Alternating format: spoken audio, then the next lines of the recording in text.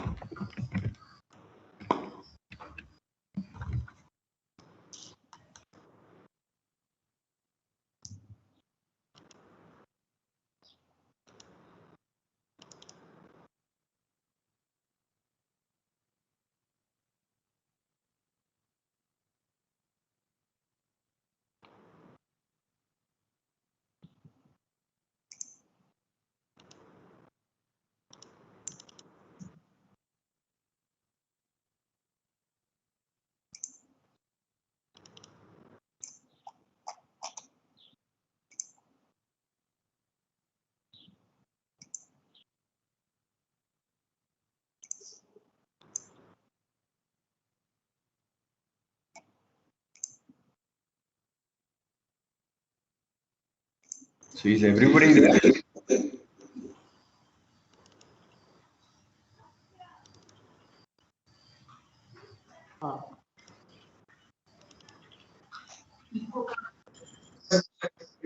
Sheila, you are mute. Okay. Yeah. Dr. Pai has to join, and IMD presenters have not yet joined.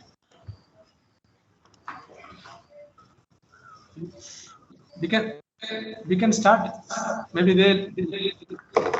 Yes, we can start. Not a problem. Yeah. They can join later. Okay. Good afternoon, everyone. Welcome you all for the second monsoon discussion of this year.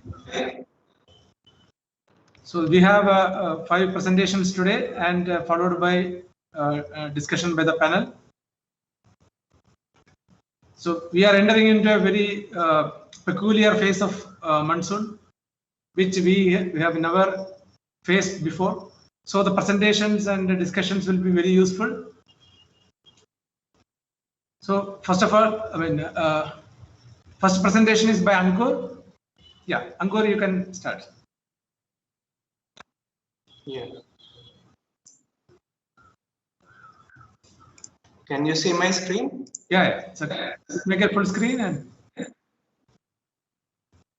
so good afternoon, everybody. I'm Ankur Shrivastava, and as a part of this second monsoon discussion, I will be discussing the status till now and the road that lies ahead of us. So if we see the all India rainfall up to now, the initial 20 to 21 days of June saw a good amount of rainfall. But the previous say 20 days have shown deficit rainfall, and the rainfall is again picking up since the past few days. The countrywide rainfall departure today stands at -5%.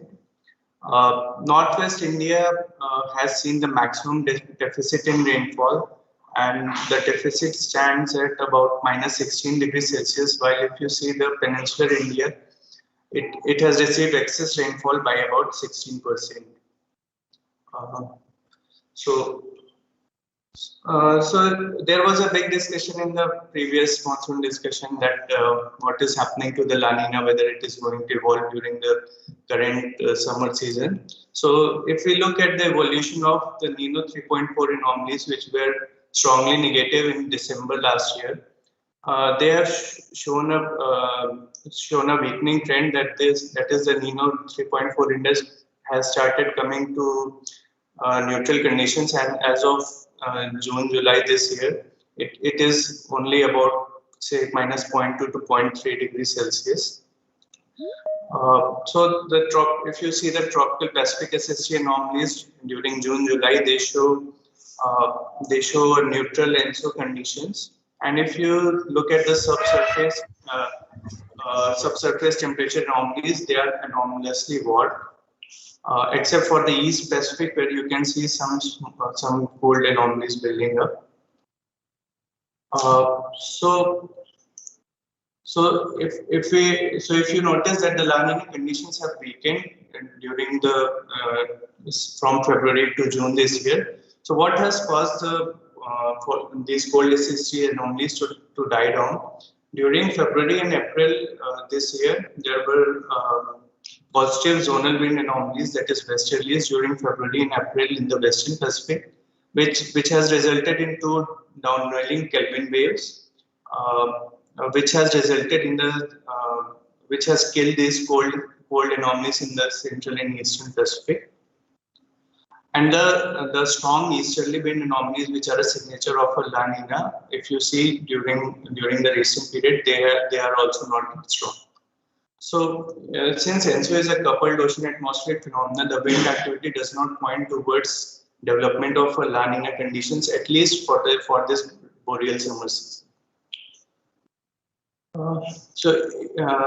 To support this, if we look at the Walker circulation,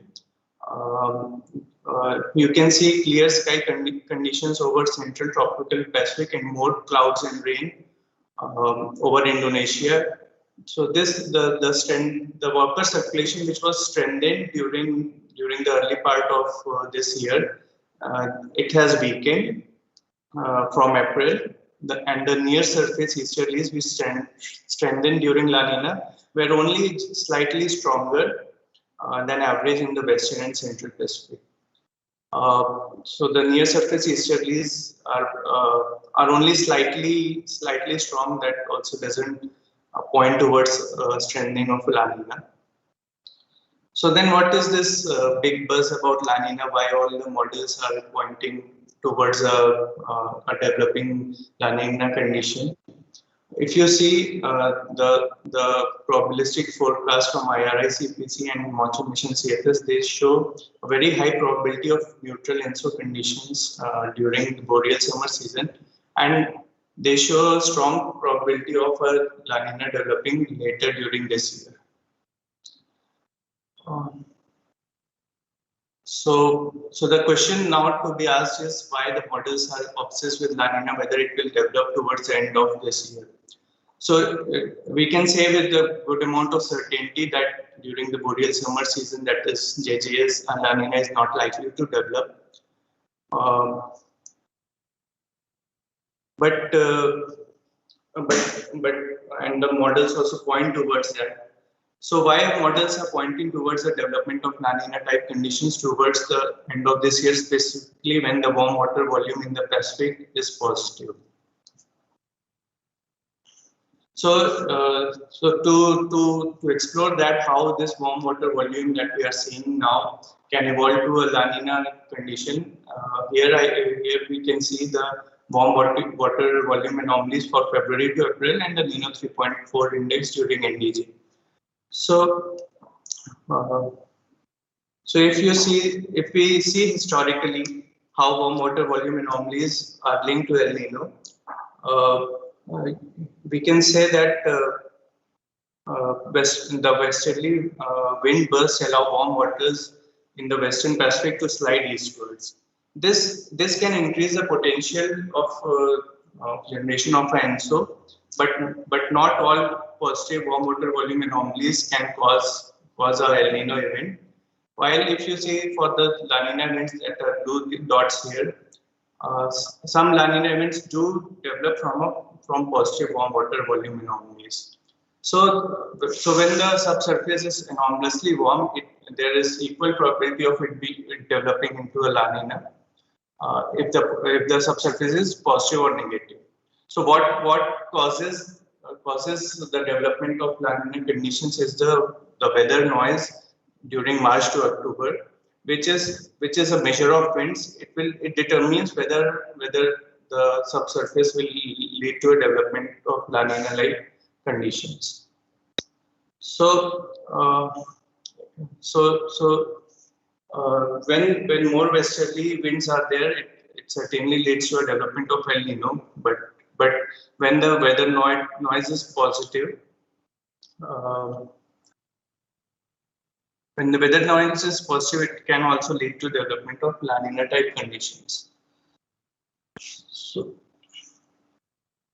then if what can revive monsoon, if we can say with certainty that La Nina conditions may not develop during JJS, Then we look at the Indian Ocean conditions. If you see the subsurface Indian Ocean during June, clear gradients exist in the Indian Ocean with cold SST anomalies to the west and warm SST anomalies to the east. That points towards the development of a negative IOD type conditions. And if you see the model forecasts also, they point towards they say that the IOD index is likely to hover around say -0.4 during the boreal summer. And the probabilistic forecast from Monsoon Mission CFS also indicates a strong probability of weak negative dipole type conditions during the boreal summer. So to concur with this, if you see the circulation pattern and the OLR anomaly during June, you can see strong positive anomalies towards the Western Indian Ocean, which again points towards a sign of negative IOD. And if you look at the July to September forecast from MMCFS, you can also see these gradients in the Indian Ocean. So we can say with some confidence that negative IOD type conditions are likely to develop. Then, apart from the ENSO and IOD, is there anything else which we need to look at? So if you see the tropical Atlantic, it is also showing warm SST anomalies here. And studies have shown that warm SST anomalies in the tropical Pacific are result in suppression of the Indian summer monsoon rainfall. So these warm SST anomalies are building up here, and now the question is, will they strengthen? The model forecasts show that during the latter part of summer season, there are some positive SST anomalies in the Atlantic as well. So now when we see the forecast from the June initial conditions, the forecast indicates weak La Nina type conditions during JAS, and which is likely to strengthen as we reach the end of this year. The Nino 3.4 index is likely to hover around -1 degree Celsius in OND or NDJ. And if you look at the special pattern of rainfall anomalies, that is near normal, along with a negative DMI index is also forecasted in the model. Then we also looked at the forecast from IRI from June and early July. So if you look at these forecasts, the Nino 3.4 index is hovering around -0.2 to 0.3 degrees Celsius during boreal summer, and it is likely to strengthen as we reach towards the end of this year. And the probabilistic forecasts indicate that neutral ENSO conditions will prevail during the summer season, and as we move towards the end of this year, La Nina type conditions are likely to be developed. Hence, a La Nina watch has been issued based on the consensus of all these models. Whether a La Nina will develop or not will again result from the weather noise or the winds that we will see during March to October this year. Then the forecast from the NMME models also indicate similar features. This is for August, September, October from early July initial conditions. So they indicate negative anomalies in the Pacific, the warm positive SST anomalies in the Atlantic, and the gradients in Indian Ocean, which point towards a negative IOD conditions. This is the forecast from ECMWF, which also indicates cold SST anomalies in the Pacific, and the warm SST anomalies in the Atlantic, though the gradients are not very clear in this model. The Nino 3.4 plume is in the range of -0.5 degrees Celsius during the summer season, and the anomalies become more negative towards the end of this year. And when you look at the Indian rainfall anomalies, it is slightly on the positive side, these purple bars, and slightly on the higher side for September, but overall they are hovering near normal. This is a seasonal forecast from GLOSY 5 model. which also indicates negative anomalies in the Pacific, the warm anomalies related to the Atlantic zonal mode in Atlantic, and the gradients in the Indian Ocean. Along with this, some positive anomalies are seen over Indian landmass, which again points towards relatively normal Indian summer monsoon season. So to summarize, the monsoon-neutral conditions are imminent for the later half of the summer season. There is strong consensus amongst models towards the development of La Nina towards the end of this year.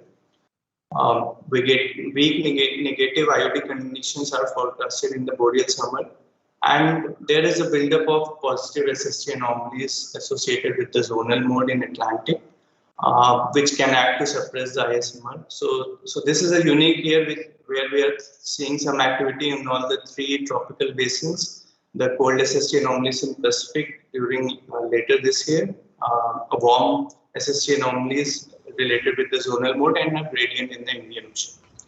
So for the summer season, we can say that the near normal rainfall is expected for this monsoon season. Thank you. Okay, thank you, Ankur. Any questions, Ankur? I have one question. Yes. Yeah. Ankur, if everything looks good, what is causing the present break?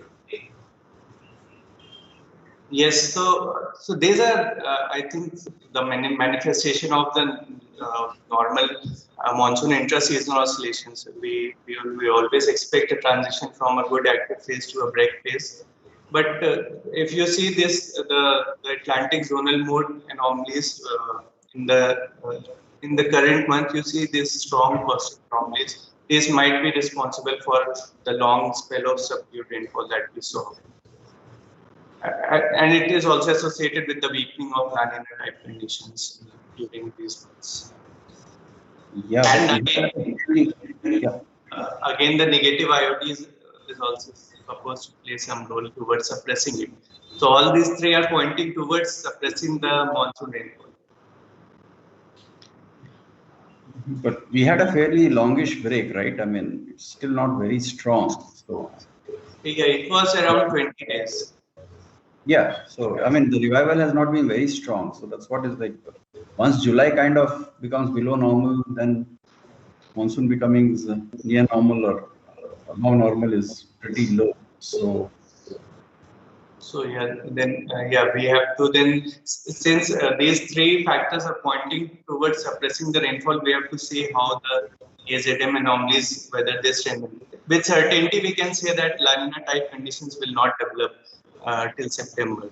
So if the IOD conditions strengthen and the zonal mode also strengthens, then we may have some bad news. But as of now, it is looking like the monsoon is, and we are seeing some revival since the past 4 days. okay, thank you. Ankur, I have one question. Ankur? Yes, sir. Yeah. Please go. Yeah, Ankur, you showed that downwelling Kelvin waves. The lady, yeah. How this is in the?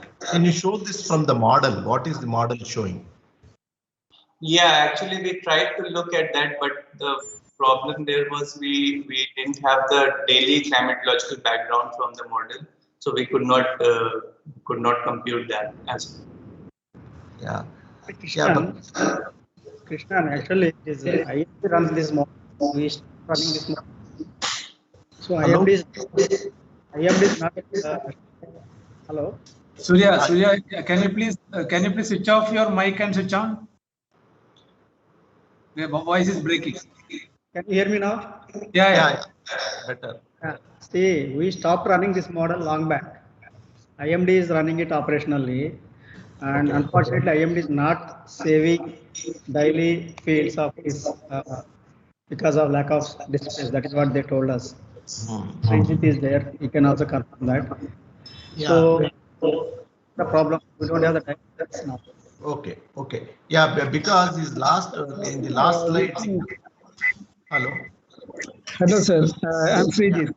Actually, sir, we are saving a daily SST field, but because we have to, because of lack of storage space, we are saving only existing field daily, and only minimum parameter for all the other atmospheric parameter daily field.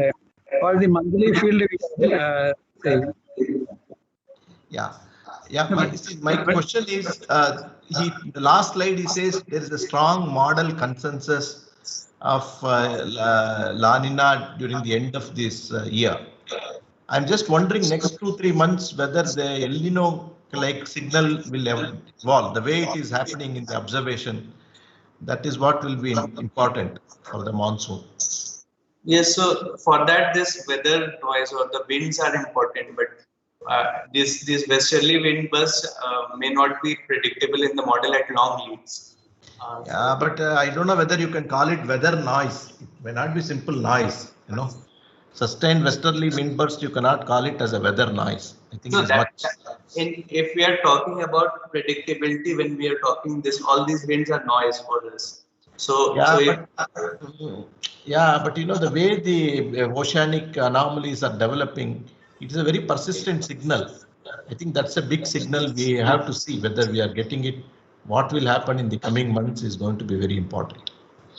yes. Yes, there is no doubt about Sir, nowadays subsurface that is not that much warm in the West Pacific, Central Pacific Ocean. There is no chance to develop that El Nino. That there is, but neutral condition may persist as the other models are indicating. Okay. Yeah, but actually, you can look at the waves from even monthly fields. So you get some idea about the waves. but monthly will not show you much of propagations. It will be broken. Okay. Okay. Dr. Rup Kumar has some question here. Dr. Rup Kumar. Yeah, I just wanted to know if we looked at the forecast issued by MMCFS in the last discussion, was there any indication of the current weak phase, at least in the July rainfall anomalies? Yeah, I don't have the. Do you have April, May ICs? I didn't put it here. We have okay. Anyway, we didn't see. I don't have any monthly pictures here. No. Did you present anything that is April IC? No, I don't think there was. No slides. So yeah, just to get an idea of where actually the model missed. Comment on that. The current weak phase. That can give us some clue. Yeah, but anyway, it's very difficult to capture this exact evolution of active break phases from when we initialize in April. So only the latest June IC can tell you that.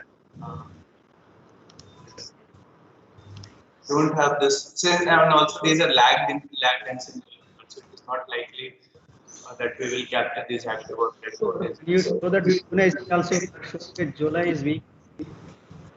What? June IC. Yes. You show it again. But July is showing it. This is June IC. I don't have the monthly picture.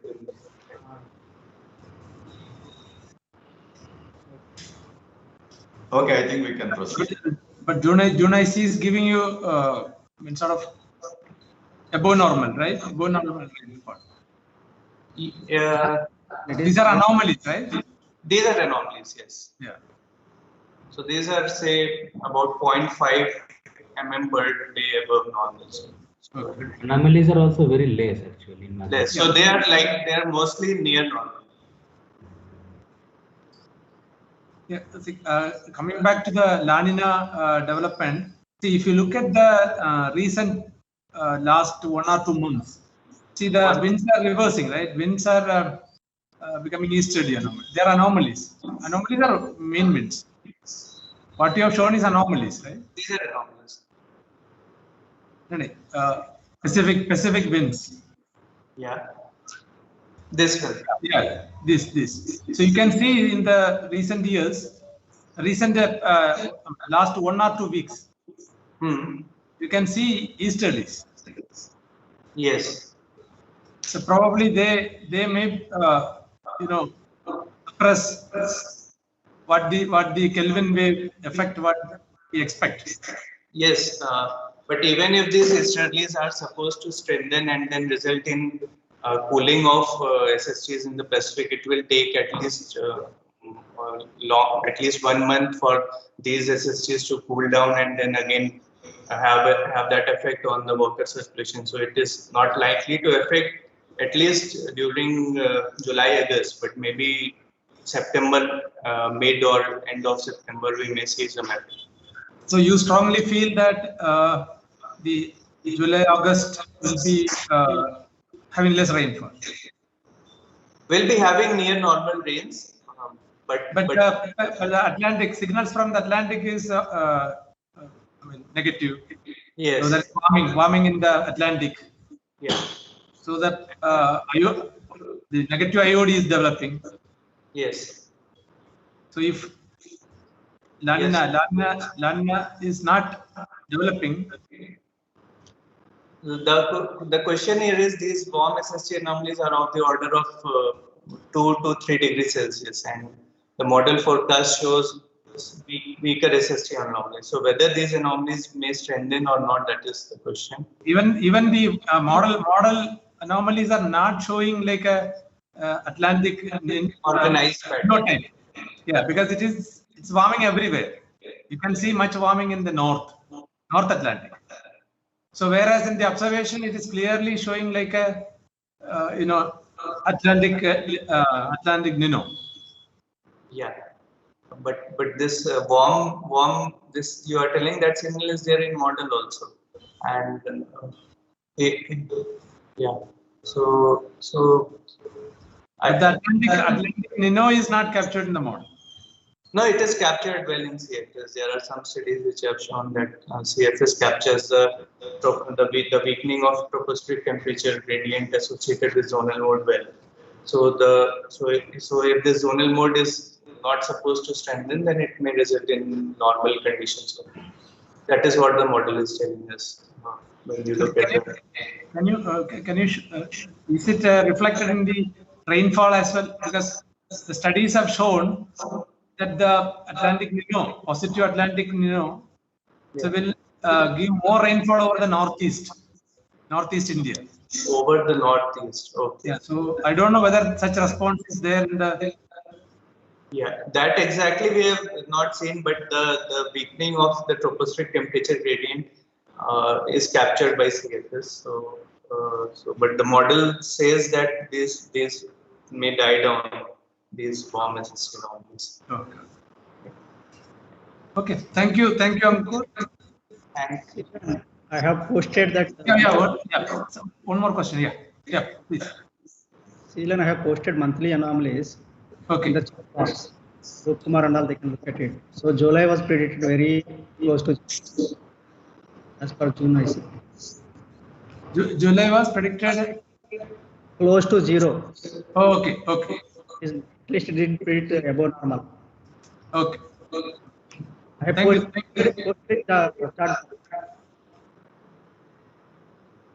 Yeah. Thank you, Steve. Thank you, Ankur. Yeah, you can unshare now. Yeah. Next presentation is by Dr. Srijit. Thank you, sir. Actually, I'm sorry. Actually, we have some connectivity issue in our office, so we could not connect when we are starting the session. Can you please share your full screen? And yes. Okay.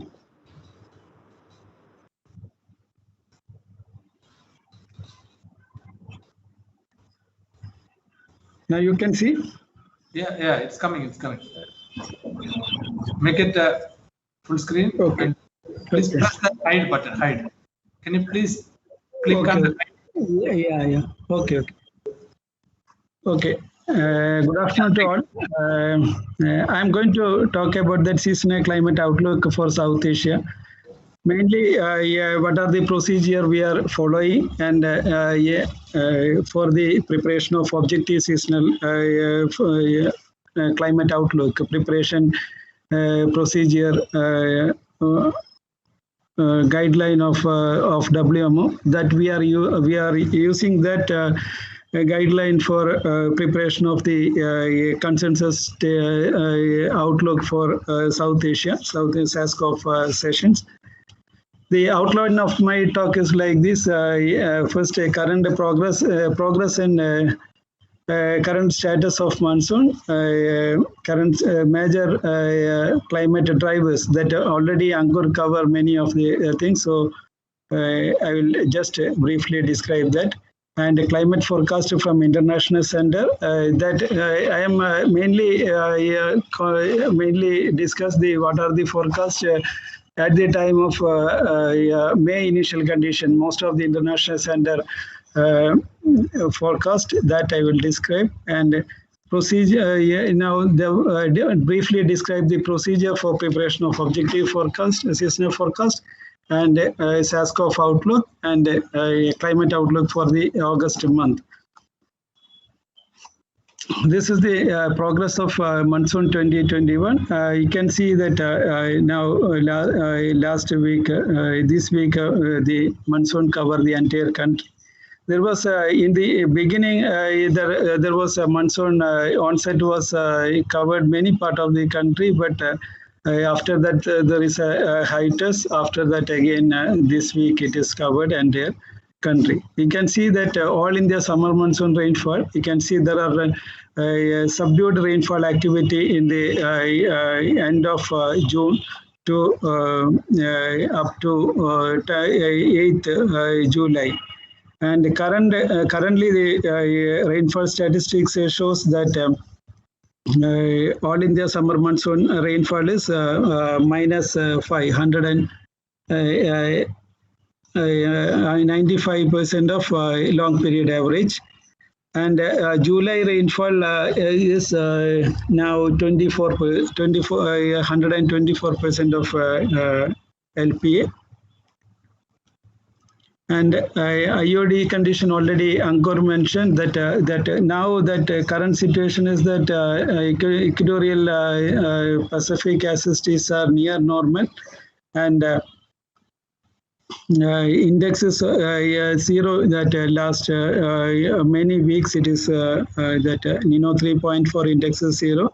But if you can see that Indian Ocean, that most of the signal Indian Ocean is warm actually, even though that negative IOD condition is there, but other part of the Indian Ocean region like Bay of Bengal and some part of Arabian Sea also, it is warmer than normal. And this is a first top panel. It is showing that upper air heat content over the Pacific Ocean. You can see that is almost that normal condition. And the subsurface temperature in the below, you can see that that is showing that slightly warmer. But this much warm is not enough to develop a El Nino condition in the coming months. And latest ENSO and IOD forecast indicate that ENSO neutral condition will continue during the monsoon season, and most of the climate models are indicating that negative IOD will continue in the during the monsoon season. This is the ENSO latest July initial condition ENSO forecast from MMCFS. We are indicating that now neutral IOD neutral ENSO condition during the coming months, and in the IOD forecast indicating that negative IOD. That in the beginning also MMCFS indicating that negative IOD may develop during the monsoon season. And if you see that Southern Oscillation Index, now that index is again that is in the positive side. So this indicates that there is that more the condition for the La Nina condition, there is no chance for El Nino condition to develop during the coming months. And I briefly describe what are the seasonal forecasts issued by various international centers during the when we update that seasonal climate outlook for South Asia. Can see that WMO lead center. This is based on 9 models that were at the time of we are issuing that for preparing the consensus forecast. This was the forecast available. You can see that most of the region it is showing normal to slightly above normal, and some region it is showing that below normal. And this is the Copernicus forecast for June, July, August, because this Copernicus forecast is always for only 3-month season. So this indicating that most of the region it is there is a chance for getting above good rainfall activity over the Indian region. And IRI seasonal forecast, this also 3-month season, that is JJ and JS. This also indicating some northeastern part of the country as well as the southern part of India. There is a chance for below normal. As similarly that in the Myanmar region, that region also may get highest probability for below normal rainfall during the season. And this is the JMA probabilistic forecast. This also indicating that many part of the country, the above normal rainfall probability, and in the southern part of the region as well as in the northern part of the India and some part of the Myanmar, it is showing that negative rainfall probability is below normal. Rainfall probability is highest. And this is the NMME for NCEP North American multimodal ensemble forecast. This also indicating that most of the region it is there may be a chance for getting a very good rainfall during the monsoon season. And now I will briefly describe the procedure for preparation of objective seasonal forecast. The guideline is that we have to make that seasonal forecast more objectively, because when we implemented that global framework of climate services, that many regions have similar climate pattern. The seasonal forecast also should be have some consensus. On basis of that, WMO decided to create so many climate outlook forums all over the globe. In that, one of the our South Asia, in the South Asia, we are the RCC Pune is doing the climate outlook forum activity. In that, we are taking the model hindcast. Most of the climate forecast should be based on objective method. In that, main input should be the many global producing centers of WMO and other climate model input. And in addition to that, we have to do the calibration, proper calibration of the seasonal forecast of the from the model. And after that, we have to use so many other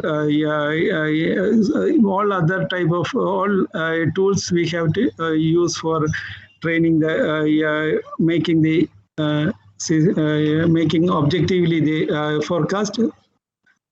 First thing is that very good data set for calibration of model. In that purpose, the Regional Climate Center, we have developed one data set for 1 degree resolution with based on merged gridded rainfall data from various sources.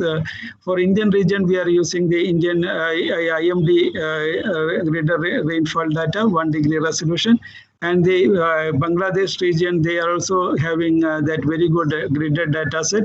We are using that for the Bangladesh region, and the other region, we don't have much rainfall gridded data product, so we are using CHIPS data product for that other region. And main issue with that, all these gridded data products is that is not covering that island station. In that one of our neighboring country, Maldives, that is only most of the other climate data sets that countries, we don't have any data. So what we did is we used their rainfall observation and graded into they make a graded rainfall of that region and added into this this new graded rainfall product. And we are using multimodal ensemble forecast mainly for the preparation of consensus forecast. We are using 13 climate model for preparation of this model. Most of them are from Global Producing Center, and some models from NMME model also, that is from North Atlantic multimodal ensemble data sets.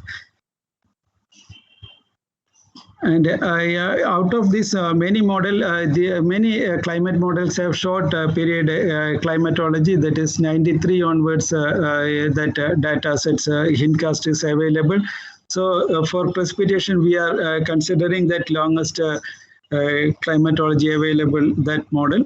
It is 1982 to 2000, that what are the available model hindcast, that is mainly using for rainfall multimodal ensemble forecast.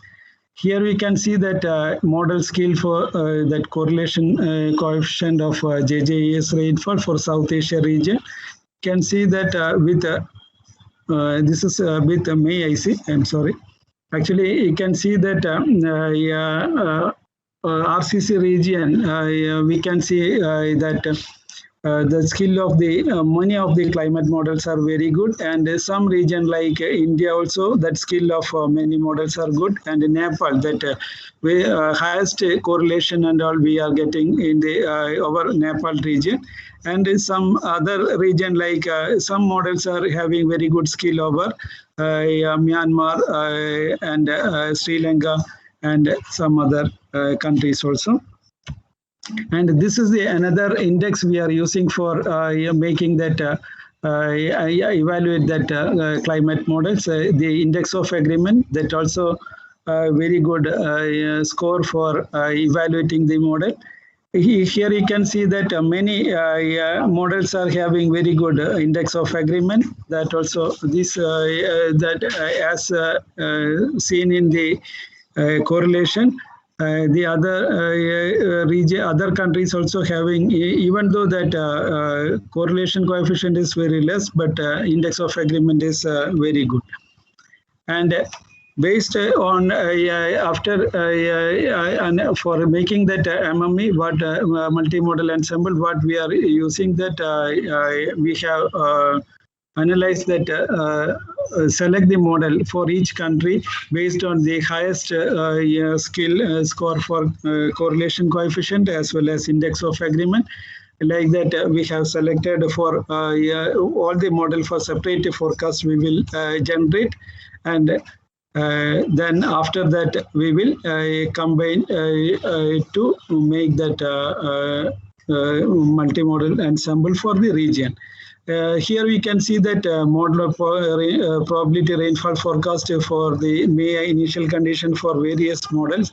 Can see that 8 models we have considered here. That is, first one is NCAR CCSM, and second is GEM Nino, that is Canadian model, and ECMWF, JMA, and CFS V2, and sub CFSV2 and CAN CM4I. This also Canadian model, and this is low resolution model, but MMCFS and NASA GEOS that is part of NMME model. This is the only one NMME model. All others are from and NCRCCSM. These two models from NMME and all other from the global producing centers of WMO. And based on that, first we will make that as I selected.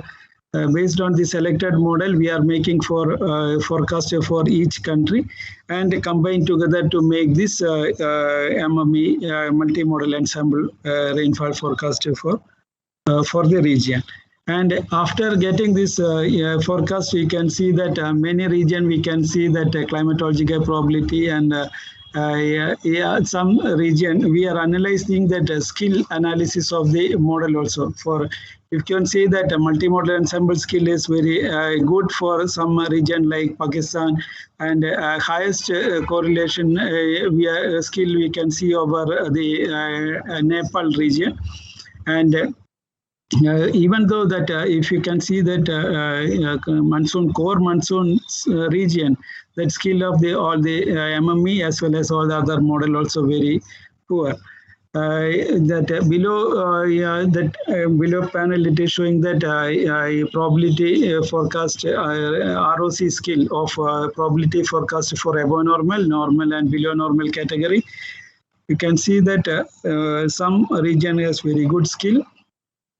And based after this, we are doing the other generating the other type of calibration technique with using the climate predictability tool with many statistical method like CCA and principal component analysis. Based on that one, even with their local rainfall station data, also using for creating that climate predictability tool. Based on that, we are generating the forecast, and finally we are doing some subjective correction based on this on the multimodal ensemble forecast. But as per the demo guideline of objective forecast, we have to do systematic that subjective correction on the MME. And based on that, we have created that rainfall map. That is the left panel. It is showing that first initially we have issued the first climate outlook for South Asia in the month of April, and we have updated that based on the May initial condition in the latest climate forecast from other.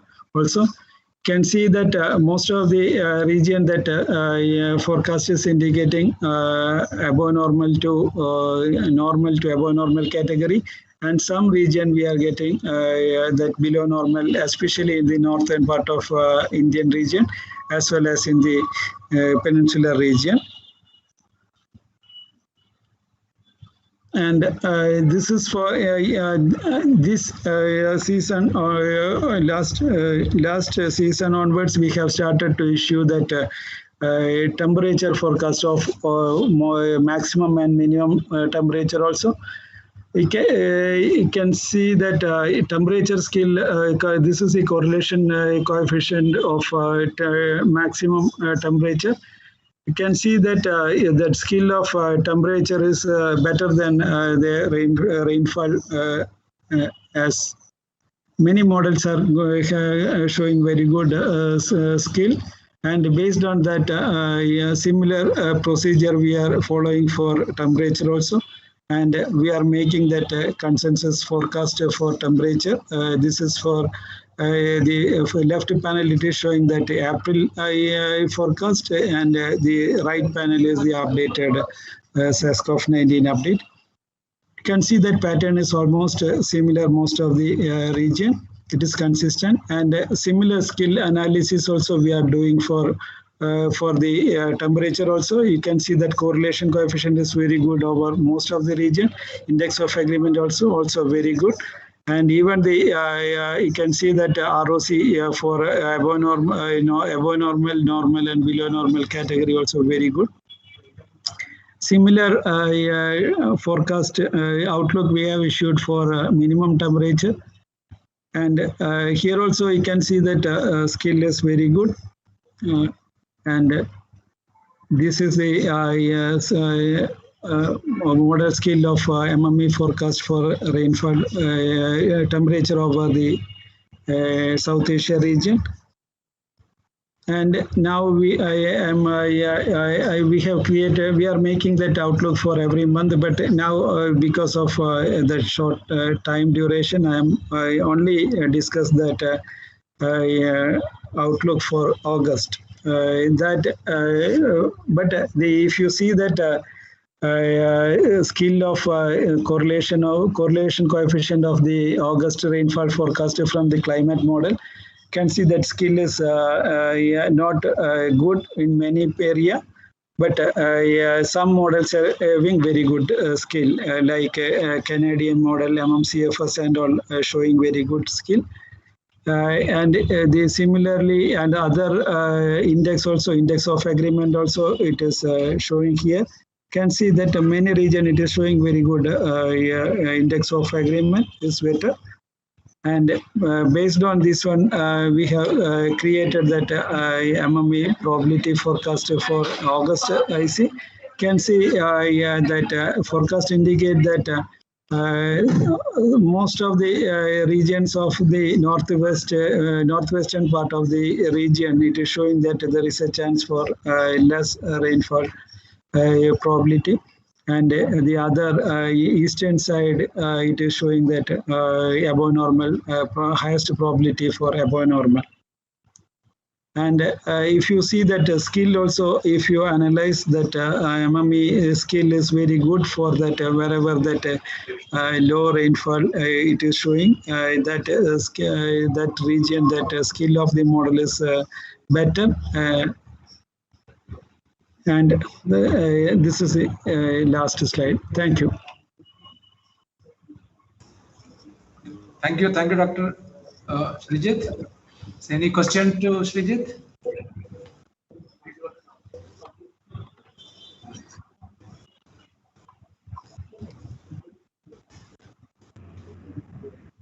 So I have a question. Garden madam, yeah. Yeah, madam, yeah, please ask. I just wanted a comment. Right?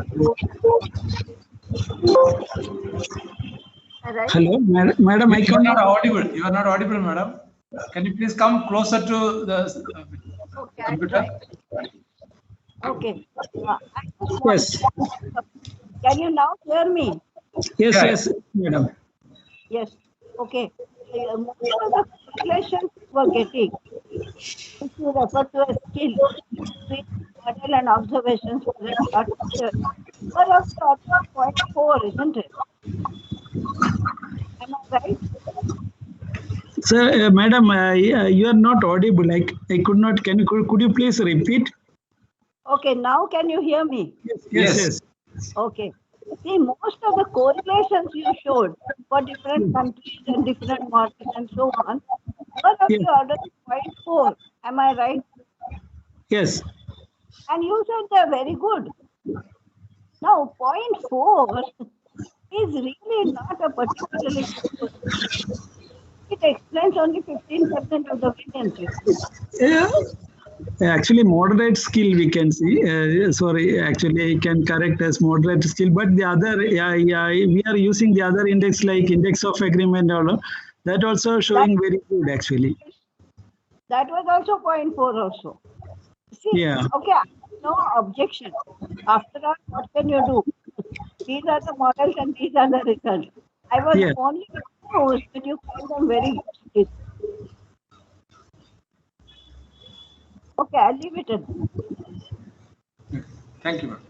See, Srijit, I have one comment on this. If you look at the skill of May I see, you will see that NSUP CFS has the highest skill. Yeah. But if you look at their forecast, MAIC based forecast, Yeah. the most part of the country is showing below normal rainfall. Yeah, that if you see that individual model, that may be vary for each cases. See, the one thing about that NSUB-CF is, so their Nino 3.4 forecast also coming very closer to the observation.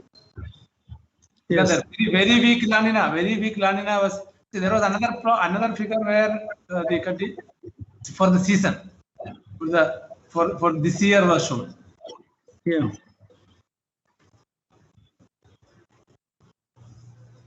This SST.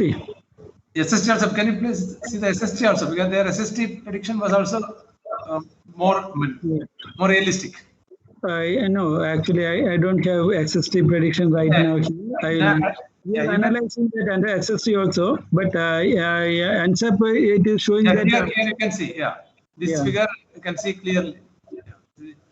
See, NSUB, because which has the highest skill.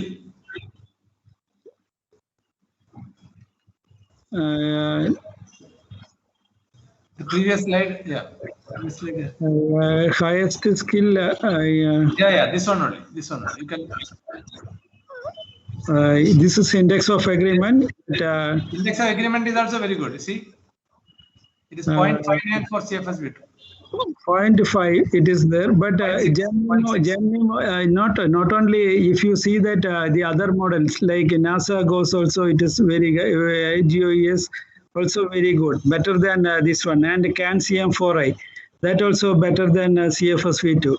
Like that we cannot say. CAN-CM4 is 0.54, CFSV2 0.59. This is index of agreement. You can see that the CAN-CM4I is 0.52 and index of agreement of CFSV2 is 0.5 only. The other Nino also 0.51. That is more than 0.5. Slightly better. If you see that for correlation, if you see that CFSV2 is 0.38 only, CFSV2, and the other model also very good. NASA and other models are better than CFSV2. We cannot actually, if you are doing that many multi-model ensemble, if you are using that that Hinka skill, sometimes we may not get, but index of agreement. I understand that. That's okay. That is true. Okay. Thank you. Yeah. Thank you, Dr. Srijit. Yeah. Welcome.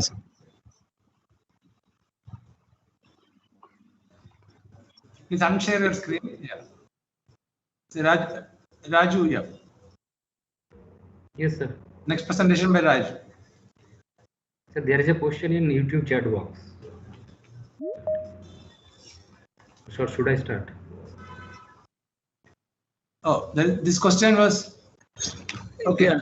Sorry. Yeah, actually I had. There is a question from Abhijit Dey to Srijit. Yes. So you showed that the skill of August with ECMWF model is very low. Yes. Is there any specific reason for that?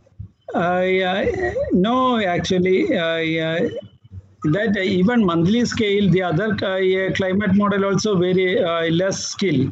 That skill of monthly forecast is very poor. So we in the operational forecast, we are always consider that extended range forecast also for issuing that.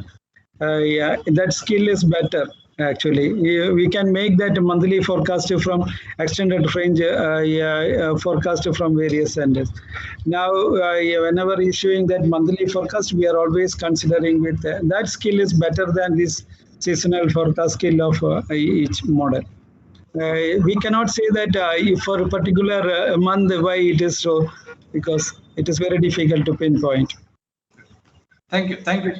Yeah. Okay. Raju Mandal, yeah, please. Yes, sir.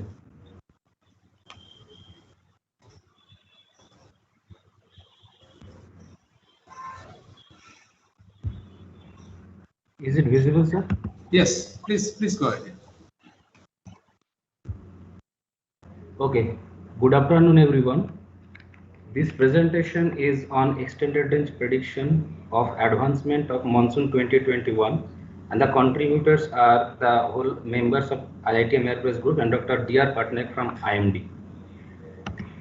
The contents of these presentations are following. Like first, we shall recapitulate the last monsoon discussion held on 25th June. Then we'll see the observed monsoon till now, and then forecast and its verifications. And at the end, the extended range prediction for next 4 weeks, how the monsoon is going to be, that will be shown. So let's start from the last monsoon discussion. We showed there from 23rd June initial conditions, how the next 4 weeks monsoon is going to be all over the country. So from here we can see that the forecast was for subdued rainfall activity over the northwest India and parts of northeast India, and over South Peninsular region the normal to above normal rainfall was predicted. And these 2 weeks below normal activity was predicted for next 2 weeks, means up to 7 July, and after that from 8 July there is the indications for normal becoming monsoon normal to above normal from 8 July, that is 3rd week. So this was the forecast we showed in the last monsoon discussion seminar, and this is the actual observed monsoon that we observe in recent, last 2 to 3 weeks from current date. So we could clearly see over this northwest India there was a prolonged break phase, and over parts of central India also there was a break phase, and we can see over southern peninsula from last week, let's say, the monsoon activity became strong, that is above normal.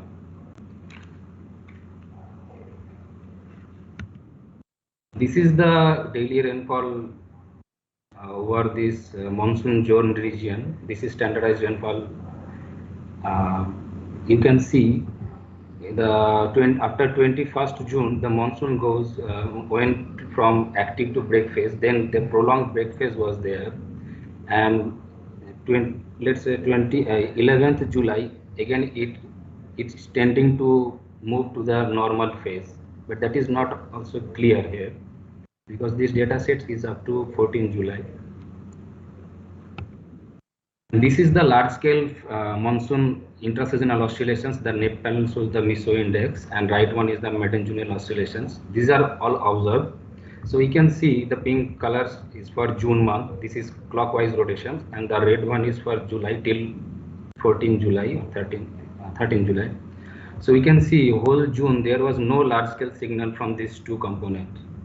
And in recent past week, there is a Miso signal convections over the southern tip and peninsular regions, and it's tending to move towards the central India from peninsular region. So up to this 14 July situations, the Miso convections is significant over this southern tip and peninsular region.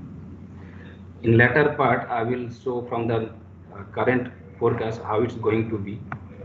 So this was, let's again come back to the temperature forecast that was issued from 23rd June initial conditions. Clearly we could see over this region, northwest and central surrounding Delhi regions, up to 7th July, there was a huge positive anomaly of minimum temperature as well as maximum temperature.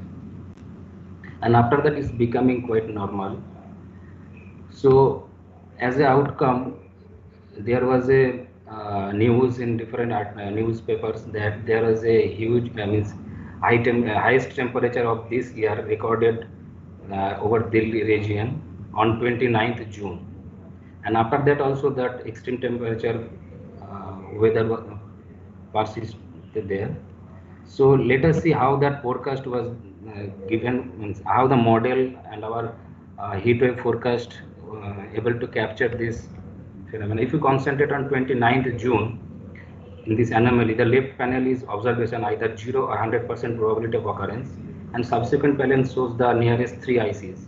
So if you see the 29th June here, yeah, so we can see the yellow color bars, according to the yellow colors, it is 30 to 50% probability. So with from 23rd June, it could predict that event with 30 to 50% probability. Even after 29th also there was a warm heat wave like conditions, and that is also indication was there from 16th June initial conditions.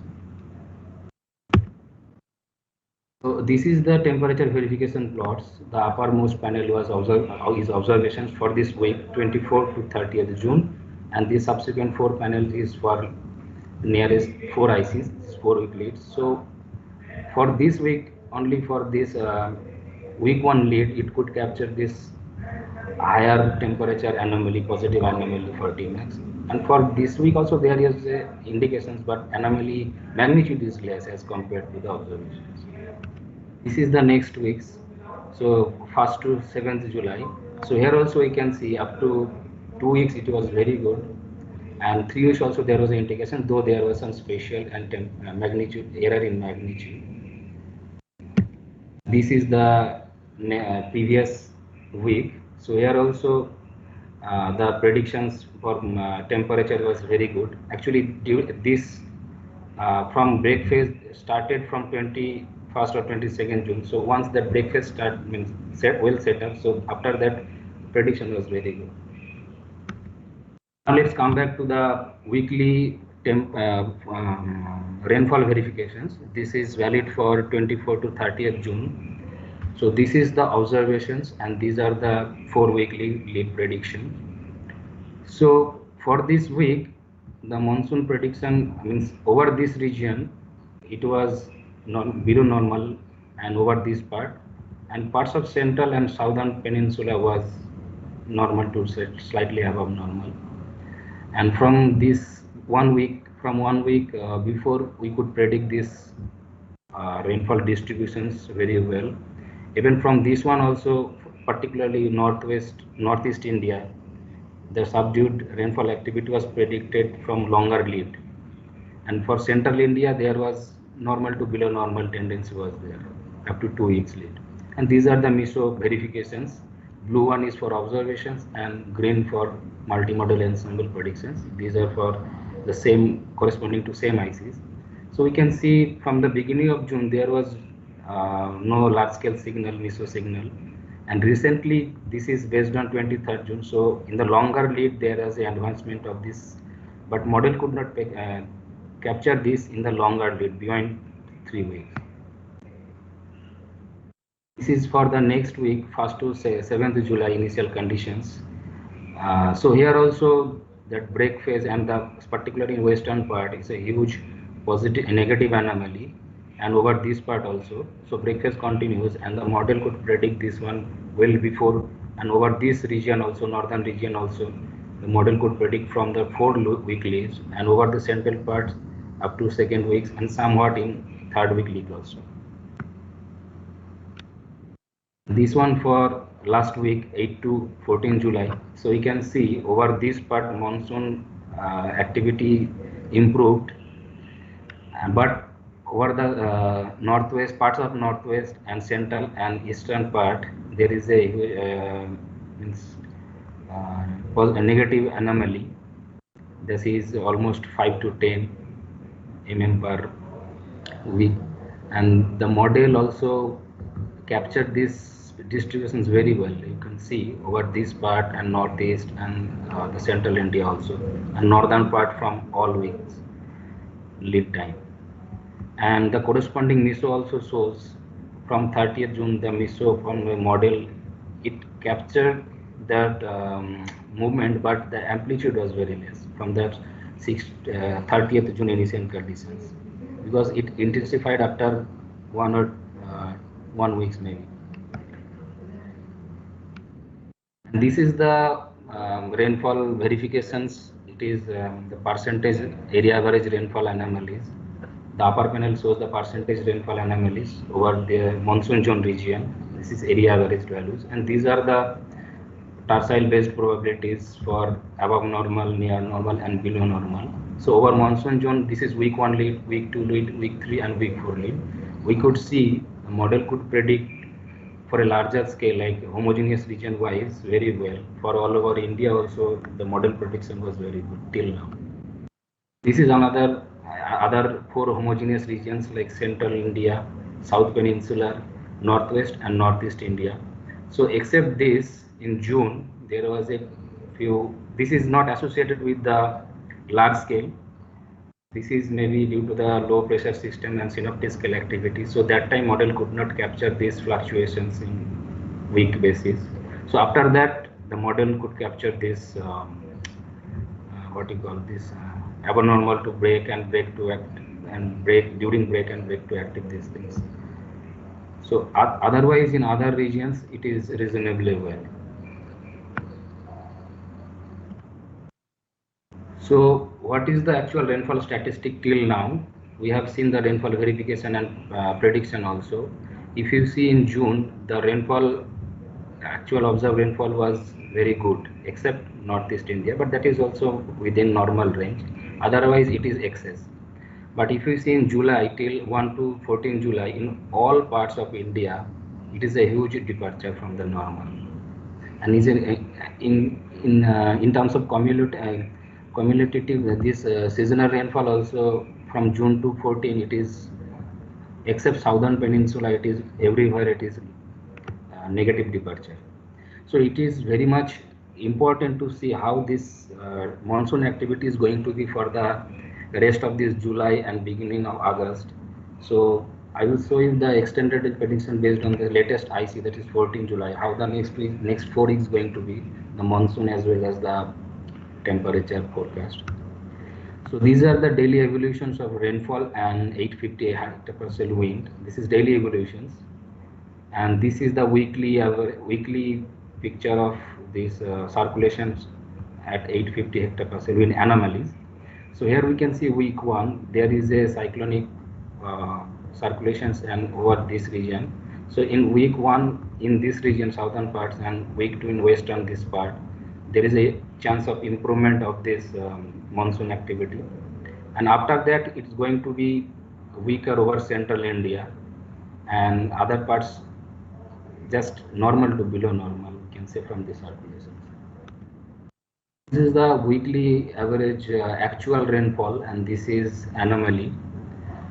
So from this anomaly plot, we can see over this central India, except this Indo-Gangetic plain and southern parts, only these 2 parts, the rainfall activity is above normal. Other parts are the northeast and central India. These parts are below normal activity is expected. And in the second week, this part is positive, means above normal activity, and parts of central India and northeast are also going to be normal to above normal. But the below normal rainfall activity is going to persist over the northeastern part. And after that, again, it's going to be like, except this third week, Indo-Gangetic plain, all parts of the country and is going to be normal to below normal from the end of July to almost mid of August. There is no significant indications that monsoon is going to be above normal or something like that. It's going to be normal to below normal. This is the area average forecast only, that over different homogeneous regions. This is again the percentage departure, and this is the probability. So we can see over in second week, the first week it's almost normal, and second week is going to be above normal over these 2 regions. But northeast in 2 weeks, it's going to be, probability is going to be high for this below normal activity. And northwest India also, it's almost, you can say, normal to below normal slightly, but within its departure is not too much high.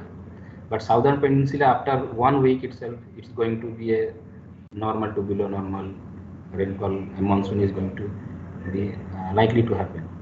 And this is a daily time series of anomalies over monsoon zone region, percentage anomalies. So after 25th July, you can say this departure is going to negative, and this is almost within normal range, minus 40 to 40%.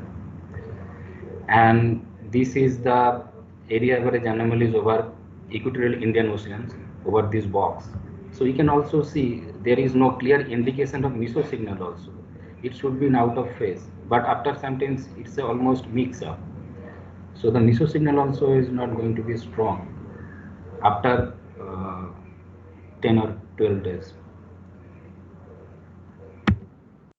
These are the daily propagation of Miso, starting from the southern tip, and it's just entering to central India and then immediately going to in weaker. That signal is going to be weaker. If you see the spatial that Miso reconstructed field also, if you see that positive anomalies, it's propagating towards up to central India. You can see here, but it's not going to the foothills area, as we can see from here. So this is the static figure of the Miso, how it's going to be in the next 4 weeks. And this is MGO. MGO is also, there is no significant signal for MGO. It's mainly over maritime continent, but that is also not strong. And this is the cyclogenesis, not much important phenomenon or something is seen here. This is that temperature forecast. This is maximum temperature anomalies and minimum temperature anomalies for next 4 weeks. So over these regions is a huge anomaly, positive anomaly is likely to persist. This is almost more than 5 degree plus, and after that is reducing amplitude and almost it's a normal we can say.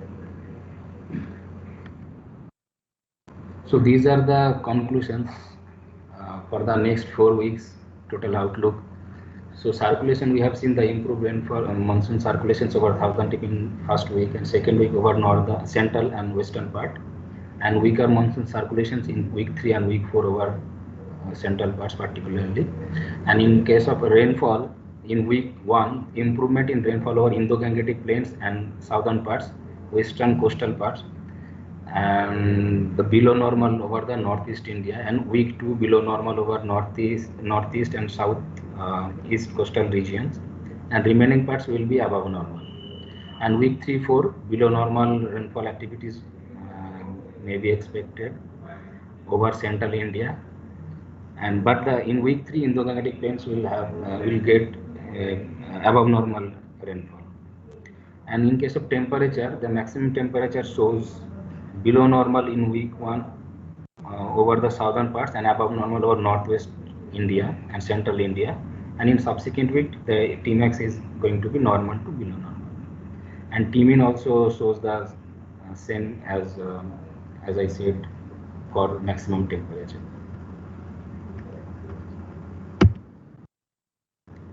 Thank you. I have one slide for other forecast from other centers also, if someone is interested. Please, sure. These are the verification for, this is our product, we are generating this. So here the dates are little different, I should mention here.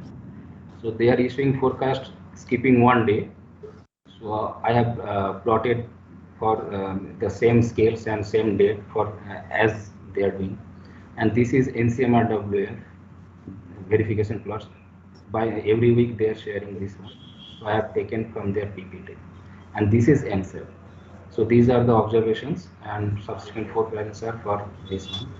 So for if we tally with this observations, so we can see the spatial distributions and all over the country reasonably well predicted by our MME model as compared to NCMRWF for this week, I should say for 25 to 1st July. And this is NCEP. So with NCEP, our forecast is not much different, but difference is there since we are having multi-model ensemble and then they have only CFS V2. And there is little different in observation also because the climatology is calculated for over different periods and model climatology also. This is for the next week 2 to 8th July. So here also we can see the distribution of rainfall over different regions. It's very good in our these things as compared to them because they have almost monotonous this positive anomaly always. And this one I don't have the plot. So this is the forecast. So based on the 14th July initial conditions, this is our forecast, and this is NCEP. So NCEP data is from the very next day onwards only, from day 1 only. the weekly anomaly. So I have plotted the same day and same scale. So this is our forecast and this is NSA forecast. So we can see from this both forecast, monsoon is not going to be that much excited. Actually, it is normal to kind of below normal, I can say, in the longer lead, except these 2 weeks. And from the end of July onwards, is going to be normal to below normal. But that is also not, anomaly is not too much high. Say normal to just slightly below. This is IITM and NCMR developed model. So here also we can see in their model also monsoon is, the prediction is almost same, not much difference. Although there are some special and special difference distributions is there, difference in distribution, but not that much. In terms of country as a whole, the monsoon is not going to be above normal. Thank you, sir. Thank you, Raju. Any question to Raju?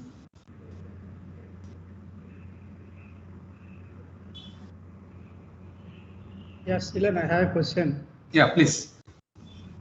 Raju. Yes, sir. Showed that the weak rainfalls over Indian region. I think week 1 is showing a better skill, and week 2 onwards there is not much skill. Not much. So this year, extended range forecast, the true meaning of extended range forecast beyond 2 weeks, you don't get any signal. Can you tell me why? Beyond 2 weeks? Yeah. So you can show the same plots that you have shown, no? That 29th June to 4th July something. Yeah, the current forecast, right? Anomaly. Not current forecast. No, last whatever you showed last in the last presentation, and from there you discussed, right? Yeah. This one? Yeah. So no, you have shown that comparisons, no, with NCMRWF and CFS. Okay. So all models have an issue here. You can look at this one, top panel of reverse. So week 1, definitely there is a signal that is very clear. Yes. In the MME model, IITM model. But week 2, I don't see much signal. Week 3 is completely not there. Week 4 also nothing is there. Yes, sir. Week 2 is also showing some positive anomalies, though. But that because that can be called also normal, no? Cannot be say that it is below normal. Yeah, within range only, but rainfall anomaly is negative. In observation also that it is negative, and this is also negative, not positive at least. Observations looks very different in NCMRWF and IITM. That's what I told. Their calorimetry is calculated over different periods. So our calorimetry is calculated over different periods. So calorimetries are different. Yes, slightly different. So beyond week 2, we don't have a skill. Beyond week 2. A skill is, I should say, honestly, not significant or pretty high. The point is, these answer Raju doesn't need to give. Okay, this extended array system is already operationalized, and if you see the statement of IMD or even DGM IMD, they themselves say that beyond 2 weeks skills are dicey. Now what he has shown, when there is a transition, okay, and it may be true for other models as well, the models beyond 2 weeks struggles, but when the large scale gets somewhat stabilized, you know, like what he was showing, then you know, subsequent week, I think he has shown there is some skill in week 3. Yes. Right. But when it was going in a from, you know, break to kind of active, then skills actually, I mean, model struggles. And see, there were a discussion, you know, Professor J.S., I mean, he has written so many emails in this monsoon season that why does it look so different between this? I think last discussion also we discussed this, NCMRWF and you know, IITM. So NCMRWF has a kind of a dry bias. I mean, if you know, it dominates, whereas CFS, you know, here it shows a positive anomaly, you know, dominating. You can't, I mean, you can see the West Coast. You know, Raju, yes, there are many ways of looking into forecast. I can Yeah, only look at those points where it matches well and say it is reasonable. Okay. And there are pockets where it doesn't match, and I can also conclude that it is not reasonable. Okay. Now, if you see the West Coast, the observation, what does it say? It says a negative anomaly, correct? Yes, yes.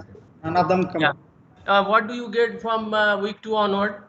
But your NSUB CFSV2 shows. Huh? No, that is also weak one. CFSV2. Is less. Yeah. That is so. But, so that's what my point. So it's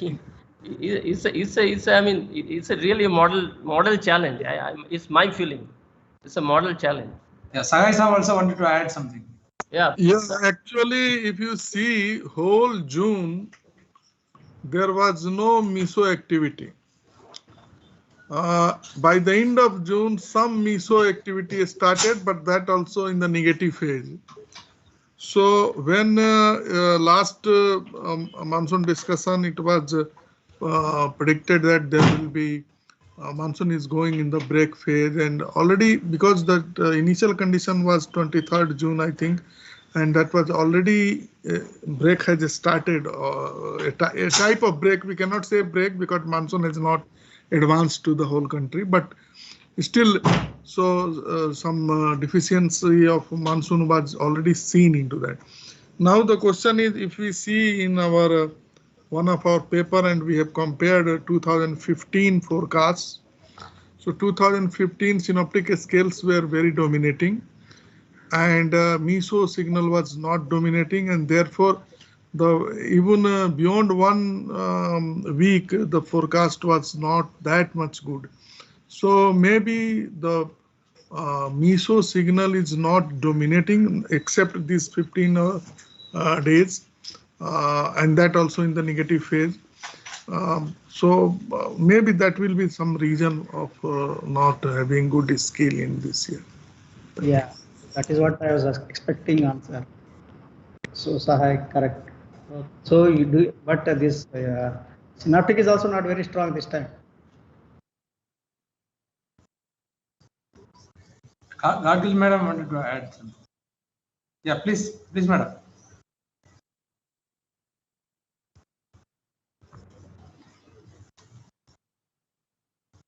What only Silan and myself can hear each other? Gargil madam is not audible. Madam is not audible. Silan, she's not. You are not audible, madam. Maybe mute or something. Muted. Yeah, please unmute your mic. Please unmute your mic, madam. Madam is muted actually. Madam, please unmute your mic. So you are not audible. You have muted your mic. Oh, sorry. Yeah. Okay. Now can you hear me? Yeah. Please go ahead. We can go back to the same slide we were discussing.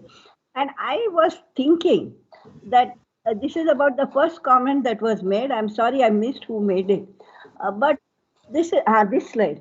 Now, it is clear as crystal that the IITM model is showing more rain over the peninsula, right, than NCMRW. So there's no point in simply looking at West Coast and saying maybe West, and even West Coast, IITM model was not showing so much rain over. In fact, it is reasonable even just off the West Coast. So it seems to me that definitely compared to IITM, NCMRW overall has a dry bias. And we have to look at it and understand why and how. Because I agree that it is difficult to compare, but even though the climatology is different, observations look similar in all. Okay, there's a little bit of difference in the spatial structure, but not much. Peninsula is raining. But on the other hand, in NCMRW, never do you see the peninsula rain, except in the last. Yeah, so, whole pan India there is a positive negative. You can pick and choose your region for comparison. You have to look at large scale as well as special regions. I agree. So I think we cannot escape the fact that NCMRW tends to be drier than IITM, and in that way IITM is closer to the. But this was just a comment for people to react to. And madam, there is no means we should not mention dry bias or wet bias because these are anomalies. So bias is already removed. I agree. But they are getting dry anomalies then, right? Yes. And climatology cannot be all that different, or it should be made the same, whatever. It's very slightly different.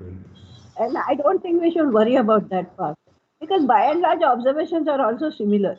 You have small blue dots in the peninsula and then in the north. So now it is in this slide that you begin to see some rain in the NCMRWF, that is to see some positive anomaly over the peninsula. Okay, that was just a comment. Okay, thank you. Susmita, you wanted to speak something? It's the same thing what Sahai Sab said. You wanted to add some more points? No, actually, I already mentioned in the chat that why the Miso signal was not strong in June. So that could be the reason. So I just mentioned in the chat. Yeah, please mention it. Please say that. Yeah. Means the same thing that Sahai sir was telling. Okay. That if you see the Raju, can you go back to that observed Miso?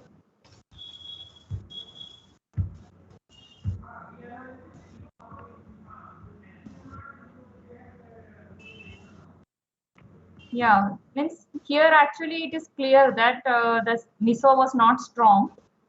So the same thing that Sahai sir mentioned. So this is based on this figure only, that Miso signal is not strong. So it could be the reason why the model was not giving, beyond the first week, it was not giving the correct signal. Okay. Thank you, Raju. Thank you, sir. Silan. Yeah. I just want to say, see, what Surya told is correct. Even the synoptic also, there was hardly any, transients. It's not only large scale. Synoptic also, there was no low or anything. It was just sporadic convection that was happening here and there, and there was no organized convection. I think that's what people are mentioning. There was no large scale organized convections during after 20th June. Correct. Yes, sir. Yeah, the skill actually you can say by including the Miso activity also. Without Miso, you can't compare and say the skill of a model. Yes, unless there is an organized convection model. Correct. Yeah. Thank you. Okay, thank you, Raju. Please unshare. Yes, sir. I'll do this.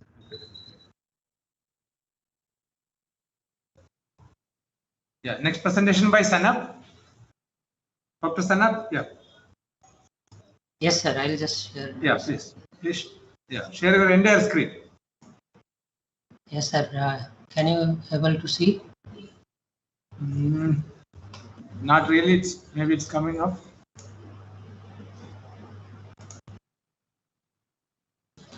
Not really. Okay. So what you do? You see there in the yes. Click. See, Can you see? Click inside the box. Yeah, it's coming. Okay. Thank you. And now it is visible, right? Now it's visible. Yeah, please go ahead. Okay. Good evening. I will be talking about synoptic analysis of monsoon for last 2 weeks. So outline of my talk goes like this. So firstly, I'll be talking about weekly composite upper year chart analysis for week ending 7 July and week ending 14 July. Then thereafter, formation of low pressure area over West Central Bay of Bengal was there. And associated synoptic features I'll be discussing. And then there was intense spell of rainfall over Himachal Pradesh on 12 and 13 July. The synoptic features of that will be discussed. And then onset over Delhi and remaining parts of the country and associated synoptic features will be discussed. And at the end, model guidance for next 5 days will be discussed. So let us start with weekly composite chart analysis. If you look at the lower level, you can see that monsoon trough has moved further northward, and if you see Tibetan anticyclones, which is east of its normal position, and tropical easterly jet speed, if you see Chennai is recording 75 knots, and Panjim recorded 75 knots, and Cochin was around 40 knots. If you in typical active conditions, the tropical easterly jet speed goes beyond 90 knots. These are the typical examples of 3rd and 4th July when the monsoon rainfall activity over India was subdued, and we can see that the monsoon heat low over south was located over the south west of Pakistan region, and the monsoon trough is close to the foothills of Himalaya. And on 4th, if you see, it has the heat low has moved further westward, and monsoon trough has moved east, and it is close to the eastern Himalayan region. So if you see the 24 hours rainfall recorded on 4th July and 5th July, that is actually for 4th and 5th July, which is confined to the eastern part of the country. And then someone may ask that why this high rainfall anomaly over the southern peninsular India, especially Tamil Nadu, Rayalaseema and coastal Andhra Pradesh. It's mainly due to there was one cyclonic circulation extending up to mid-tropospheric level on this day, and that gave good moisture supply, and hence the rainfall activity over the region. Rainfall percentage departure for week ending 7th July, if you see, most part of the country shows deficient or large deficient rainfall except southern peninsular India, and normal rainfall departure was there for Telangana, Bihar, Gangetic West Bengal, Himalayan West Bengal and Arunachal Pradesh. If you see the rainfall departure for the period 1st June to 8th July, northwest Indian region except West Rajasthan, the rainfall activity was mainly the rainfall departure was mainly deficient. Also Lakshadweep, Andaman Nicobar Island, Kerala, Arunachal Pradesh and NMMT also indicate the deficient rainfall, and rest of the region it was normal or normal excess or above excess or large excess rainfall. Let us look at the weekly composite analysis for the week ending 14th July. As I said earlier, there was formation of low pressure area over west central Bay of Bengal on 11th of morning of the 11th July, and associated cyclonic circulations you can see in upper levels, and there was the main feature was east-west shear zone at around 19 or 20 degree north, and Tibetan anticyclone, if you see, which was west of its normal position. And if you look at the tropical easterly jet wind speed, Visakhapatnam are reporting 80 knots, Panjim recording 90 knots, and Cochin and Trivandrum reported 60 and 50 knots, which was 20 knots more than the earlier week. Kind of revival, if you see, the heat low has a movement of the eastward movement of the heat low and southward movement of the monsoon trough. You can see from the surface chart analysis. 24-hour rainfall recorded on 10th and 11th July. If you see, it was mainly confined to the parts of CAP, coastal Andhra Pradesh, Telangana, Madhya Maharashtra, Vidarbha, and parts of Gujarat region, and it was mainly due to the low pressure area over the west central Arabian Sea and associated east-west shear zone. And rainfall percentage departure for week ending 14 July, if you see, it was excess or above excess or normal over the southern peninsular India, including Maharashtra, Telangana, coastal Andhra Pradesh, and the rainfall activity was also excess over the Rajasthan, Saurashtra, Kutch, Jammu and Kashmir, Himachal Pradesh, and it was large deficient in most part of the northern Indian region and eastern or northeastern part of the country. However, it was normal over Madhya Maharashtra, South Interior Karnataka, coastal Karnataka, Chhattisgarh and Odisha region. If you see the rainfall departure for the period 1st June to 14th July, it shows that northwestern part of the country indicate there was deficient rainfall activity except western Rajasthan region, and rest of the and Odisha, then Kerala, Lakshadweep, and Arunachal Pradesh and NMMT reported deficient rainfall, and rest of the region it was excess or normal rainfall was recorded over the region.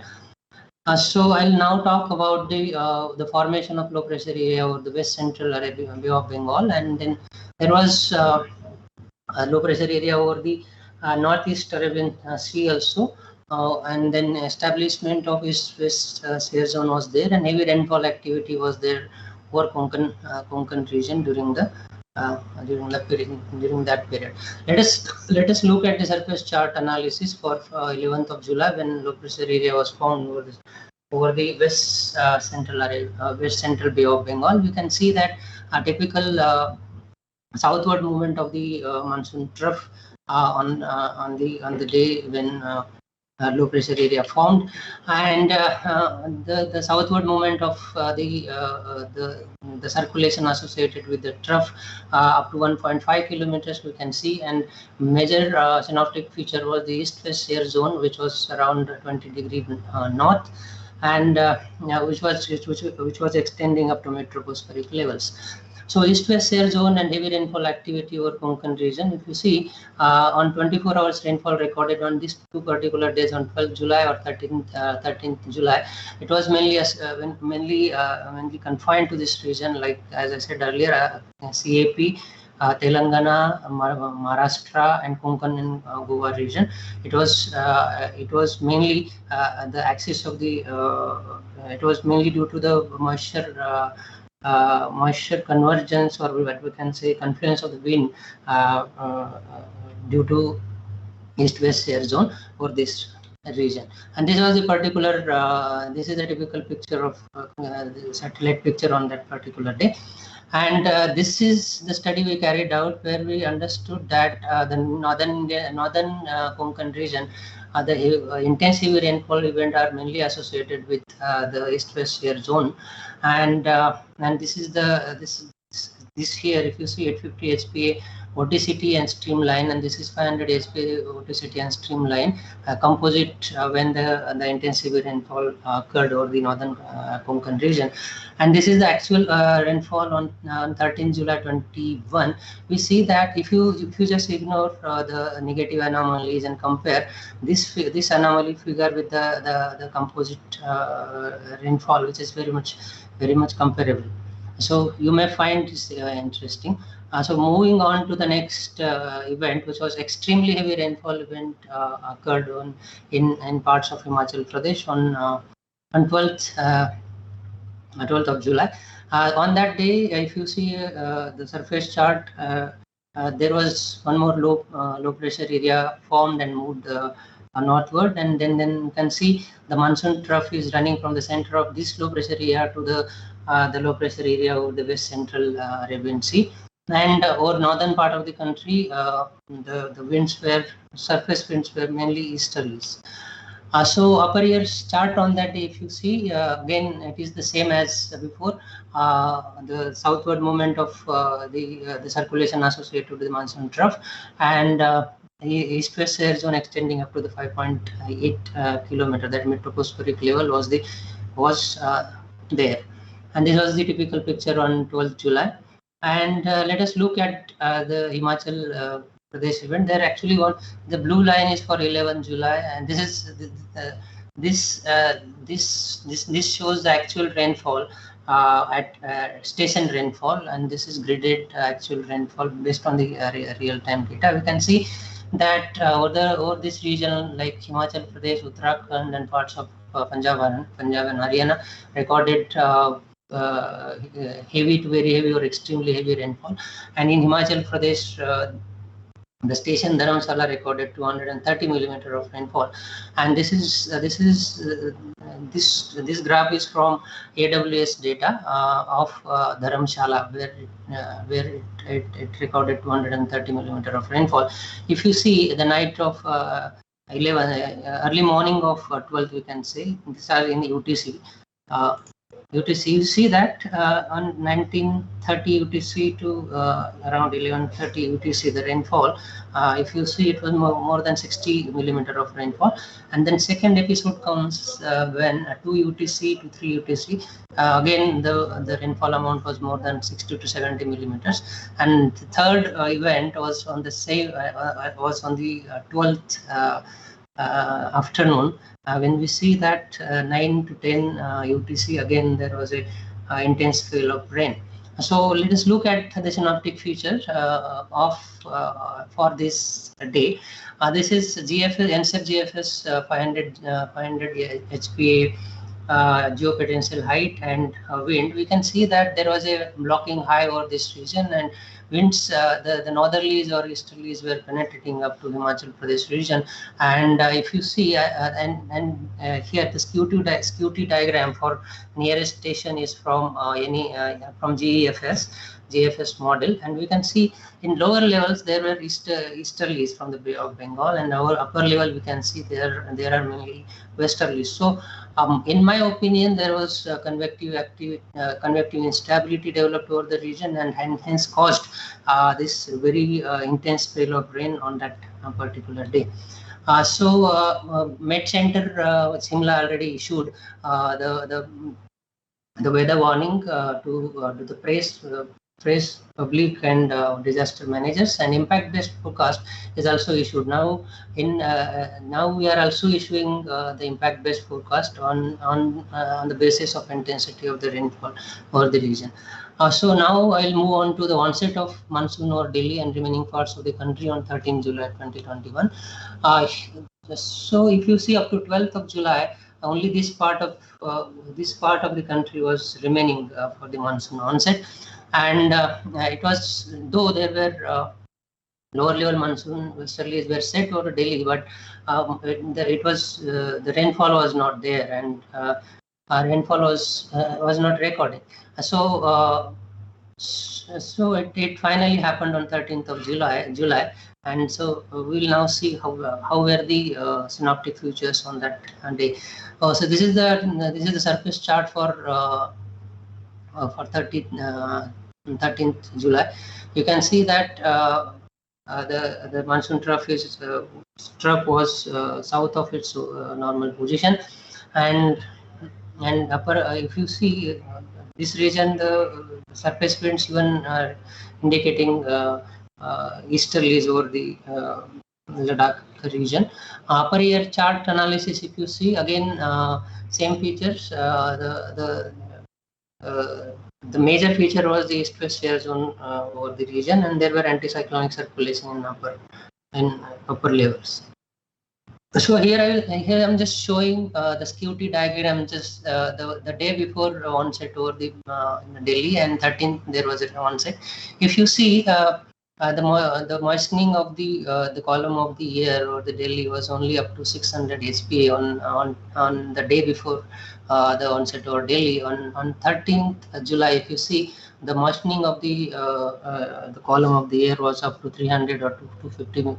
No, not 250, but up to 400. We can say it was up to 400. And easterlies in the lower level, and the penetrating northerlies or the westerlies were in the upper levels, which again, I in my opinion, created the convective instability and gave good amount of rainfall over the Delhi on 13th and the remaining parts of the region. So this is again confirmed from the upper level westerlies or northwesterlies were confirmed from the JFS model 600 HPA analysis. And here Jodhpur station I'm just showing, if you see, the moistening of the column of the air was up to 250 hectopascal, and this is the not typical western part of the station from the northwestern part of the country where the onset was set. So we can compare that how after the proper onset over the region, how the column of the atmosphere get moistened, and we can also see that the easterlies are setting up to 100 HP or so. So now I will talk about the model guidance for next 5 days. So yeah, this this is from GFS model, and first figure is the analysis, and remaining are the forecast for different days. So for first 2 days, if you go day by day, then you can see on day 2 or day 3 there is a monsoon flow is getting strengthened, and even it is the monsoon winds, westerly winds are reaching up to the Delhi region, and for we can say 17 or 18th of 17, 18, 18, 19 and 19, 20 for those days. And if you look at 850 HPA, which also shows the similar picture, if you look at the 500 HPA wind analysis, we see that the penetrating westerlies or northerlies are there in the northern parts of the country. And if you see the 500 SPA, Goa and adjoining coastal Karnataka, north interior Karnataka, there is a upper air cyclonic circulation at 500 SPA. So now we look at the rainfall forecast, whether this is reflected there. So if you see day 1 and day 2, I will just skip, because day 3 and day 4 will show some very heavy to extremely heavy, which shows the forecast of very heavy, extremely heavy, or extremely heavy rainfall over parts of UP and parts of Rajasthan, and also we can see the Goa and coastal Karnataka or north interior Karnataka. There is a possibility, or the model is indicating the rainfall of about 200 millimeter and above on we can say 18-19 or 19-20 20th July. So I'm just going back to this lower level analysis, where we can see 850 HPA winds. If you see, they are penetrating up to Delhi. But if you see the 925 winds here from this side, westerlies are penetrating up to Delhi, and from Bay of Bengal there are low level easterlies are there. So I feel the moisture supply is from both the side. In addition to that, if you see the 500 SPA wind, then there is a northwesterlies or northerlies are penetrating over the region.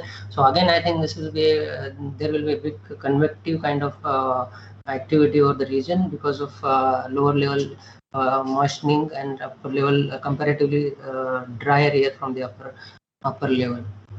So this is indicated by GFS. So now we will see that how other models are also, is there any consensus between the models or not, amongst the models or not. So if you see the 72-hour forecast from Yencom, which also indicate the similar picture, but the Goa and adjoining region, it gives some indication about the very heavy rainfall, but extremely heavy rainfall is not indicated. But then 96-hour rainfall, that means for 19-20, if you see, which also giving good indication that parts of this UP and adjoining areas and Pakistan region, we can expect some intense spells of rain, which was seen, which also was seen in the GFS forecast. So this is this forecast is from NCEP GFS, which also indicates that the rainfall for this region on 19, 19, and 1920 will be around 6 inches, which will show around 150 millimeter for this region. And then there was a good then NCEP GFS also indicating that the northern part of the Pakistan may get a heavy or intense spells of rainfall. Even then our ECMWF is also indicating the same. Then rainfall forecast by the regional deterministic model, if you see WRF at 3 km, IMD WRF at 3 km also indicating the similar picture on 18-19, and NCMRWF regional model also indicating the same. So rainfall forecast by global ensemble prediction system, if you see ensemble mean forecast also giving some indication about the heavy to extremely heavy rainfall over this region. This is from GEFS. GFS, and then for the next day also it indicates the same. And if you look at the probability forecast, which indicates that 25 to 50% probability for the rainfall greater than 115 millimeter over northern part of the country, though the region is slightly moved southward. Then on 1920 also it is showing some good indication about the at least for the very heavy rainfall. This is from NCMRWF ensemble prediction system, which gives some indication about which also gives some indication about the very heavy rainfall over the region, especially the northern Indian region and parts of Pakistan on 1819 and 1920. Probability forecast rainfall probability for greater than 115 millimeter or more is slightly less here in NCMRWF ensemble prediction system. And based on this, IMD already issued a forecast for it in July like this. So widespread to fairly widespread activity is expected in the northern and central part of the country, and orange warning is already issued for the region. And models are indicating the formation of low pressure area over Northwest Bay of Bengal on 21st of July. So GFS is in GFS, then NCOM, then ECMWF and GFS and NSAP GFS also showing the same. So I acknowledge IMD, IITM, NCMRWF, NWP team for the products, NWFC team, weather forecasting division, CMPAG and ECMWF and NSAP for the forecast products. And thank you for this opportunity. Thank you. Thank you, Sanap. Any question to Sanap?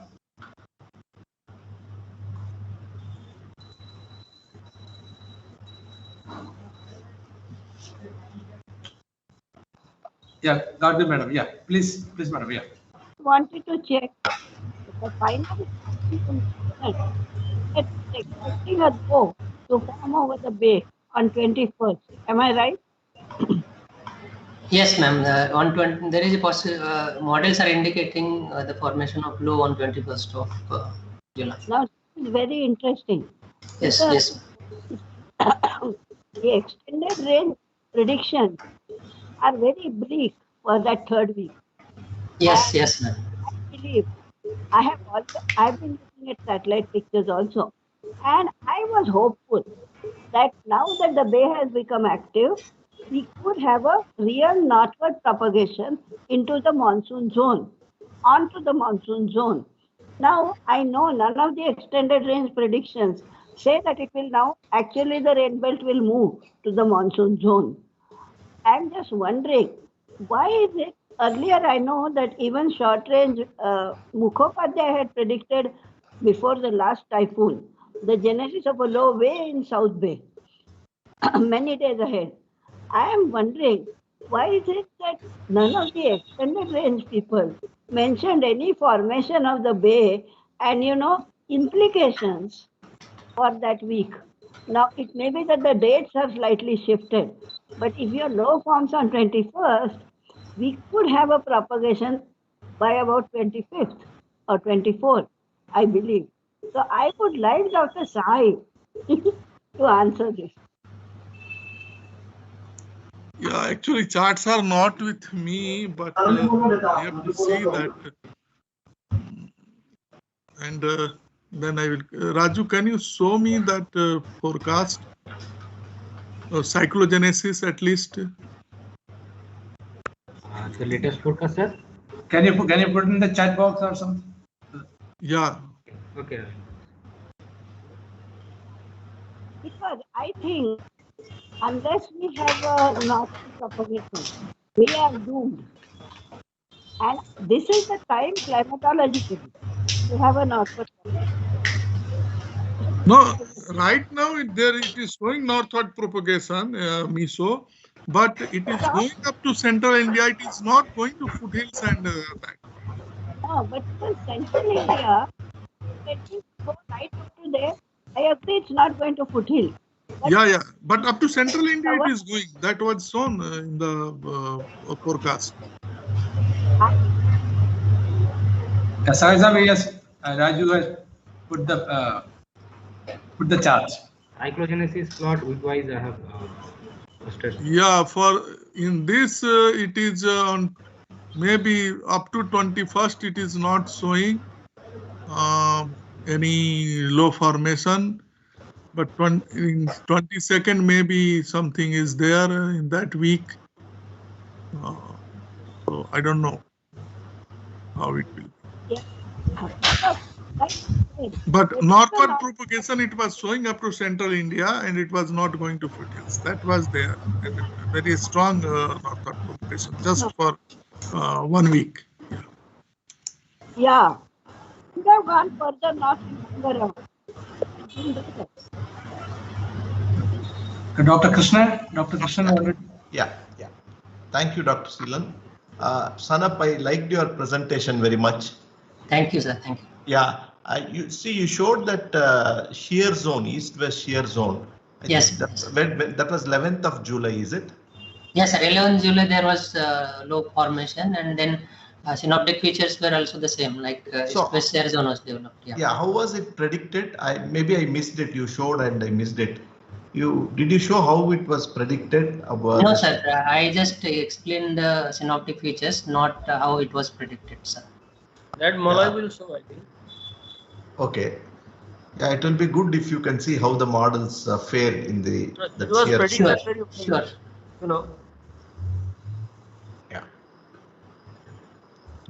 Okay. Thank you. Okay. Thank you, sir. Thank you. Thank you. Any other question to Sanap? Dylan, I wanted to say this. Malay will show that, yeah. Pardon? Yeah, the forecast Malay will show, right? All these. Yeah, it will show, but just for information, this low, I mean, all the lows, it is getting predicted 1 week in advance, at least in GFS and also in GFS.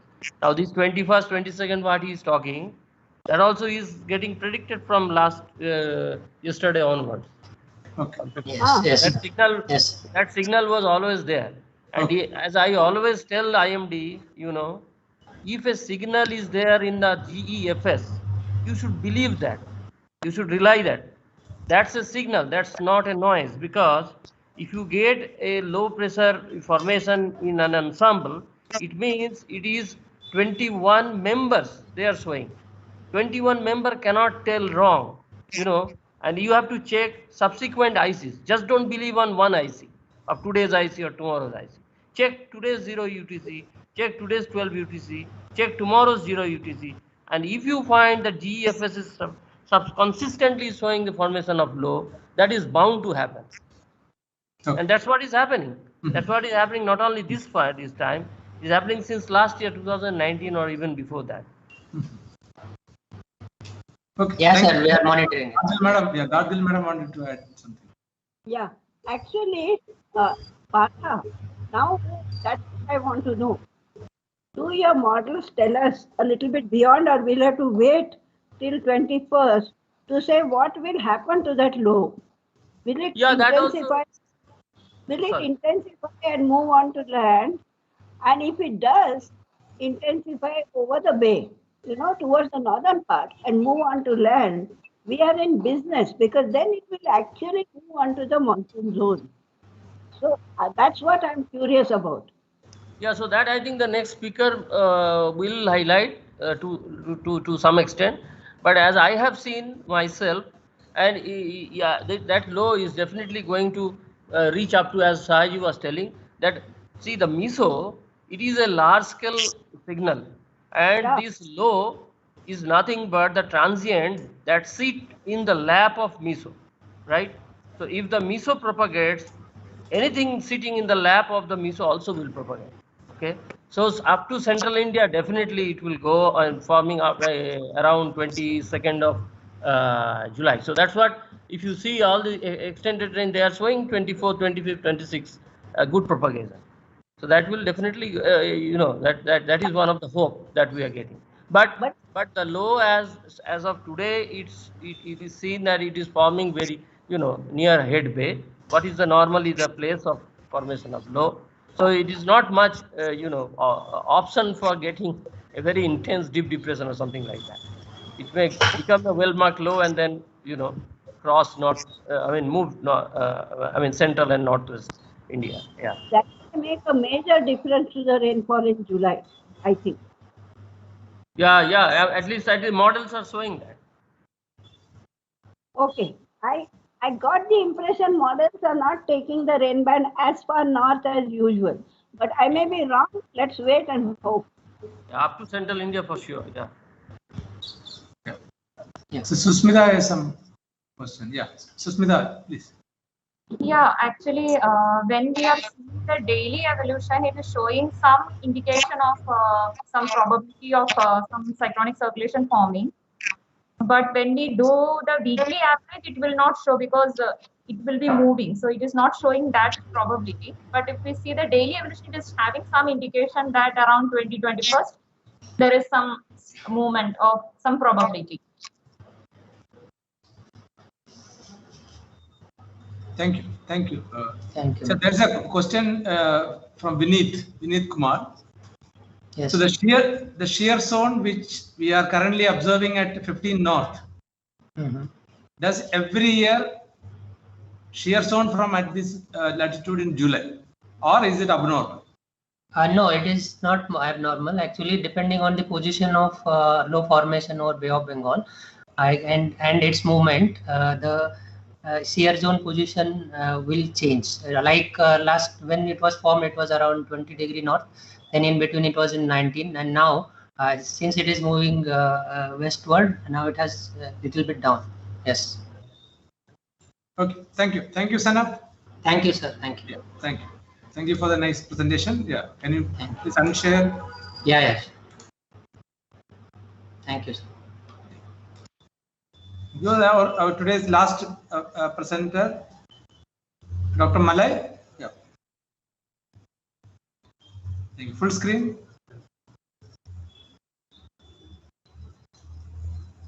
Is it visible, sir? Yeah. Please make it full. Yeah. Please go ahead. Thank you, sir. Good evening, everybody. I'll be discussing about the advance of monsoon 2021 from short range forecast perspective, and I am presenting this on behalf of short range prediction group IITM. So this is the outline of my talk. So first I will discuss about the major monsoon highlights during 25th June to present. So the last monsoon discussion happened on 25th June. So I will discuss about the major features after that to the present time, and then I will discuss about the prediction of monsoon hiatus in GFS or GEFS. And then I will discuss about the isolated heavy to very heavy rainfall activities over eastern and northeastern India. And during this monsoon hiatus period, there is a short spell of heat wave condition over northwest and adjoining central India region. And then I will talk about the recent heavy to very heavy rainfall activities over coastal Maharashtra districts. And finally, I will conclude by looking into the showing into the forecast of short range output for forecast outlook for the next week. So the major monsoon highlights are the following, which is already shown by many of the previous speakers.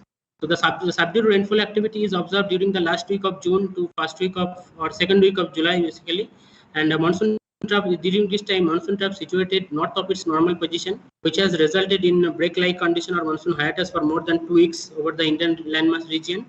And during this break-like condition, there is a short spell of heat wave condition prevailed over the northwest and adjoining central India region during 1st to 3rd July. And associated with this break-like condition, there was a isolated heavy to very heavy rainfall activities are observed over eastern and northeastern part of the country. And the southernmost monsoon has covered the entire country on 13th July against a normal date of 8th July. So that is, there was a 5-day delay in the monsoon progression. And finally, there was a recent times there was a heavy to very heavy rainfall activities over coastal Maharashtra districts, and I will show some few cases of that. Now, before going into the monsoon advancement, here I have shown the performance of the monsoon from June to the present time, and through some numbers. So here in the last monsoon discussion, it was shown that as a country, so from 1st June to 24th June, there was a 26% excess rainfall, and among this, the heaviest rainfall, excess rainfall occurred over northwest and central India region. And as if we see June month as a whole, so we can see that this heavier excess now come down to plus 10% country as a whole, whereas all the other Indian these regions have rainfall has decreased. Now, important thing to note is that if you look into the only the first week of July, so there we can see there is a departure of minus 46%, and majority of these deficits comes from the northwest and central India region, where the deficit over more than 65%. And from 1st June to 15th July, there is yesterday the country as a whole has a 5% rainfall deficit, and among them the northwest India have the highest monsoon deficit, that is minus 60%, 16%. However, the southern peninsula has a 16% excess rainfall. Now, this is just a special distribution of this meteorological subdivision I got from IMD. So this is already shown by the previous speaker. So here you can see that during June, majority of the months, this meteorological subdivision has either normal or excess rainfall. However, in the month of first week of July, all the northwest and adjoining central India region have a large deficit. This deficit is amount to minus 99 to minus 60%. And from 1st June to 15th June, you can see still there are this northwest, some of the northwestern subdivision has a large deficit rainfall. And the reason I have emphasized this monsoon hiatus period is that due to this prolonged wake-like condition, there was this was a time when the sowing of several the major crops are taken place.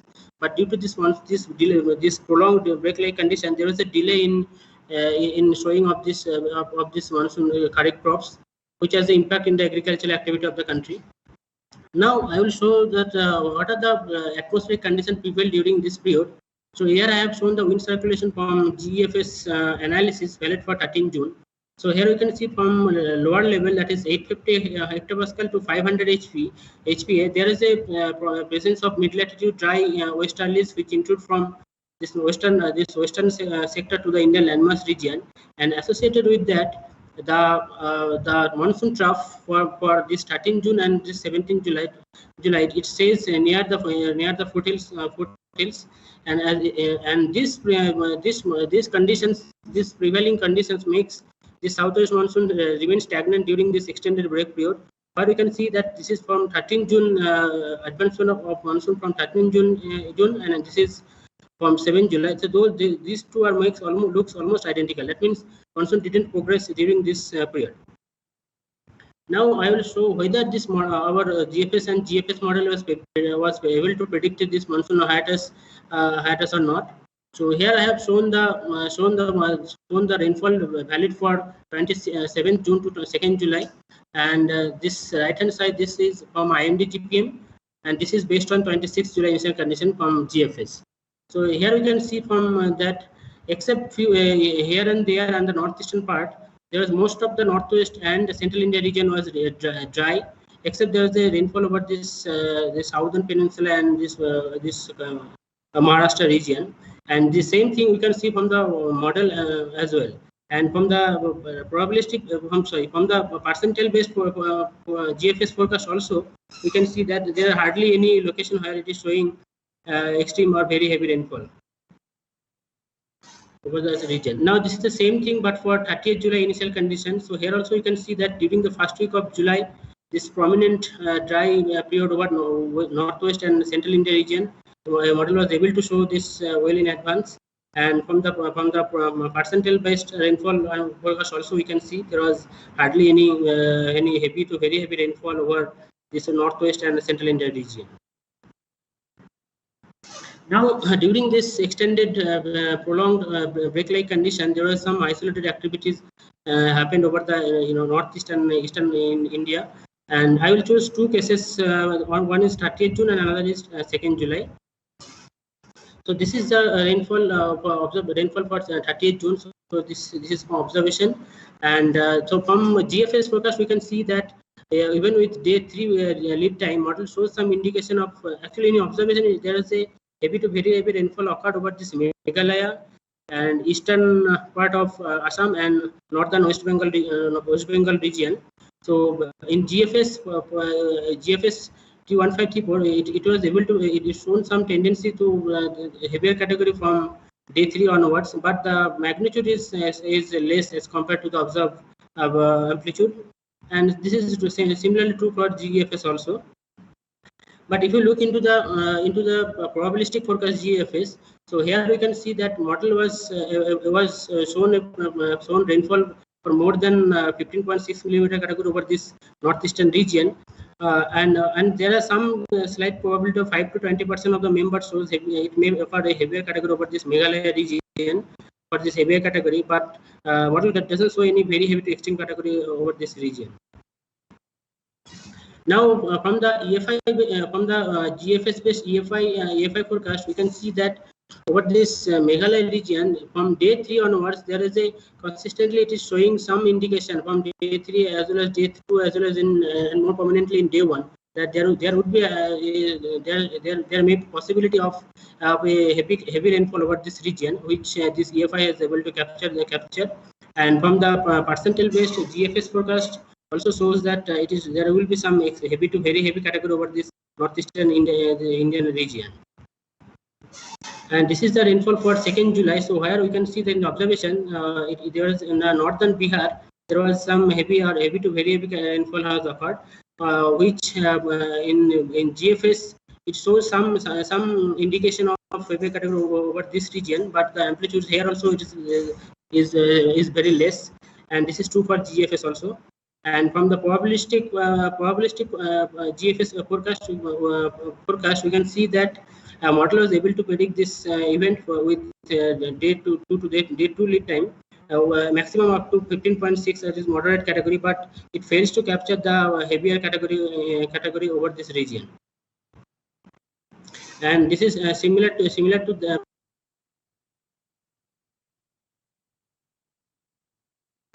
based on this GFS. Unless only day 1 lead time it was able to show some indication of this heavy category, but apart from that, day 2 and day 3 it doesn't show any rainfall over this region. And from the percentile based GFS forecast, we can see that also here also you can see that day 1 forecast it is showing some indication of heavy category over this northern Bihar region, but apart from that there are not any clear picture signal is there. Now, during this extended break-like condition, there was a short spell of heat wave condition that prevailed over northwestern adjoining Central India region during 1st to 3rd July. So here I have shown the Tmax temperature from maximum temperature from IMDF for 1st July and for 2nd July, and this is for the upper panel is for GEFS forecast valid for day 1 to day 5 lead time. So we can see that from GFS, even with day 5 lead time, it is able to show this northwestern part of the country is having anomalously high temperature. But as we move from day 5 to day 1, this the model has a tendency to over forecast this maximum temperature, and this is true for even for 2nd July also, which is also so clear. Similar signal also you can see from here. Now in the recent time, that is from 12th July, there was a heavy to very rainfall occurred over coastal Maharashtra district, and I have chosen for 12th and 13th July these two dates. So here in the observation we can see that on 12th July there was this Ratnagiri and Sindhudurg, those districts received a heavy to very heavy and even extreme rainfall over this region. And GFS forecast with day 3 to day 1 lead time, we can see that it shows some indication, and even in day 1 it shows the extreme rainfall over this region. And even in GFS forecast also it shows that there is an indication of a very heavy rainfall over this district in this model. And if you look into the probabilistic forecast based on for day 3 lead time, so here you can see that with 9 July initial condition, the model shows some indication of a heavy to very heavy rainfall, even with 25 to 50% probability.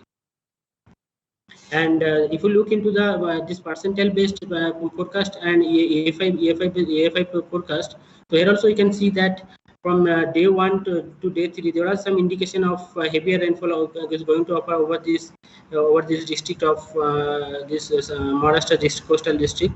And from EFI based forecast, it is only showing for day 1, but for other it doesn't show any rainfall. And for 13 July, you can see that in the observation here also you can see that there is a heavy to very heavy rainfall has occurred. And from the GFS forecast, we can see that there is a indication of a heavy rainfall over this region, but the magnitude here is slightly less as compared to the observation. And now, if we look into the GFS-based probabilistic forecast for 13 July, based on 10 July initial conditions, so here you can see that model shows the even 25 to 50% rainfall probability was having a heavy to very heavy rainfall over this coastal region. And the similar thing. Sorry, can I interrupt for a second? Yes, can you please. Yeah. Slide? Please go back to the previous slide. Yes, sir. Okay, I just wanted to point out how beautifully the model has also got the rain over the bay. No, I want to. Hello? Hello? Has also been beautifully simulated by the model. Now you can focus on intense rainfall events because they are important. But to me, this is a very, very good sign. And this is the beginning after a hiatus of, another low forming around here is what was discussed in the previous thing. So, okay, go ahead. Sorry for the interruption. Okay. Now, as IMD has in their report has told that on 13 July monsoon has covered the entire country. So this is from this map we can clearly see that on 13 July monsoon has crossed the whole country. And if you look into the wind circulation associated with this from GFS analysis valid for 13 July, you can see that now this mid latitude that dry mid latitude westerlies have subsided. The classic monsoonal flow has picked up from the low level, that's the southwesterly jets from low level to even 500 hectopascal, and the upper level westerly is now moved beyond 35° north. And if you look into the 13 July this monsoon trap, you can see that monsoon trap lies south of its normal position. As a result of this orientation, there is a widespread rainfall occurred over this Maharashtra Telangana region. And this is the monsoon forecast outlook based on today's IC. So we can see that, as already mentioned by the previous speaker, that in GFS it is showing that there is going to be heavy to very heavy rainfall or extreme rainfall over this northern Indian states.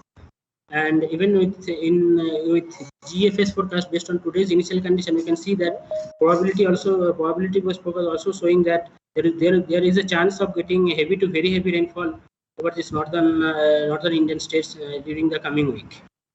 And this is the wind circulation based on today's initial condition from GFS forecast. So here we can see that as already mentioned in the previous speaker, there is a formation of this low over this Bay of Bengal cyclonic circulation over this Bay of Bengal region, which in the model we can see it is occurring on 22 or 23rd July.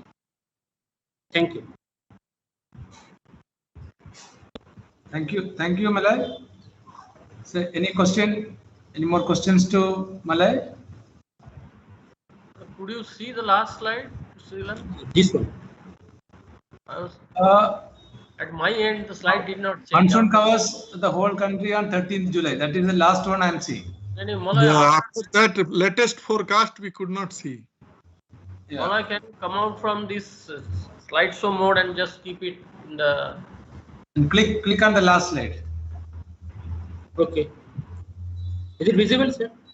No. No, nothing is. No, you exit from the close and then come out and then again. Okay.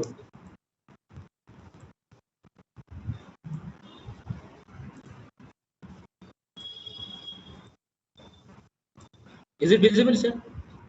Yeah. Now it is visible. Yeah, slideshow mode. Yeah, fine. Yeah, so here, sir, actually it is showing a cyclonic circulation on, I think, 22nd or 23rd. Yeah. over this northern Bay of Bengal.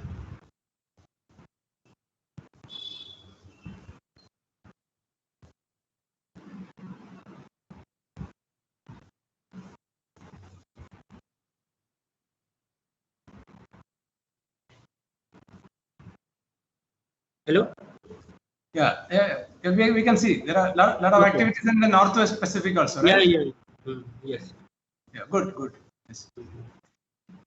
Yeah, Yes. here also. Yes. This is very good. Yeah, it's very good actually, very good. Actually it's happening, right? Yeah, in here also there is. Because the Northwest Pacific is slightly becoming active. So maybe Actually, it was shown very nicely in extended end prediction in the 850 wind and rainfall map. It was showing very nicely all over spreading. Yeah. Okay.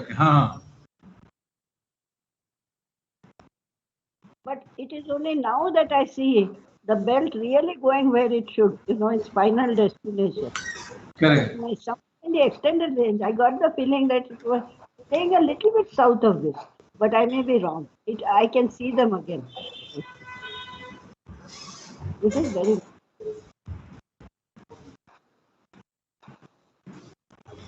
Okay, thank you, Malay.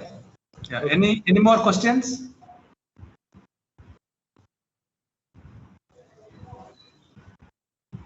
I just want to ask you, Malay, the heavy rainfall events which we are forecasting.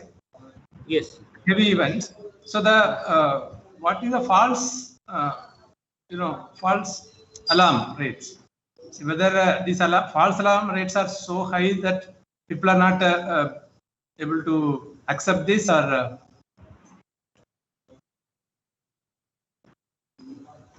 Malay, are you? Yeah, sir. Yeah.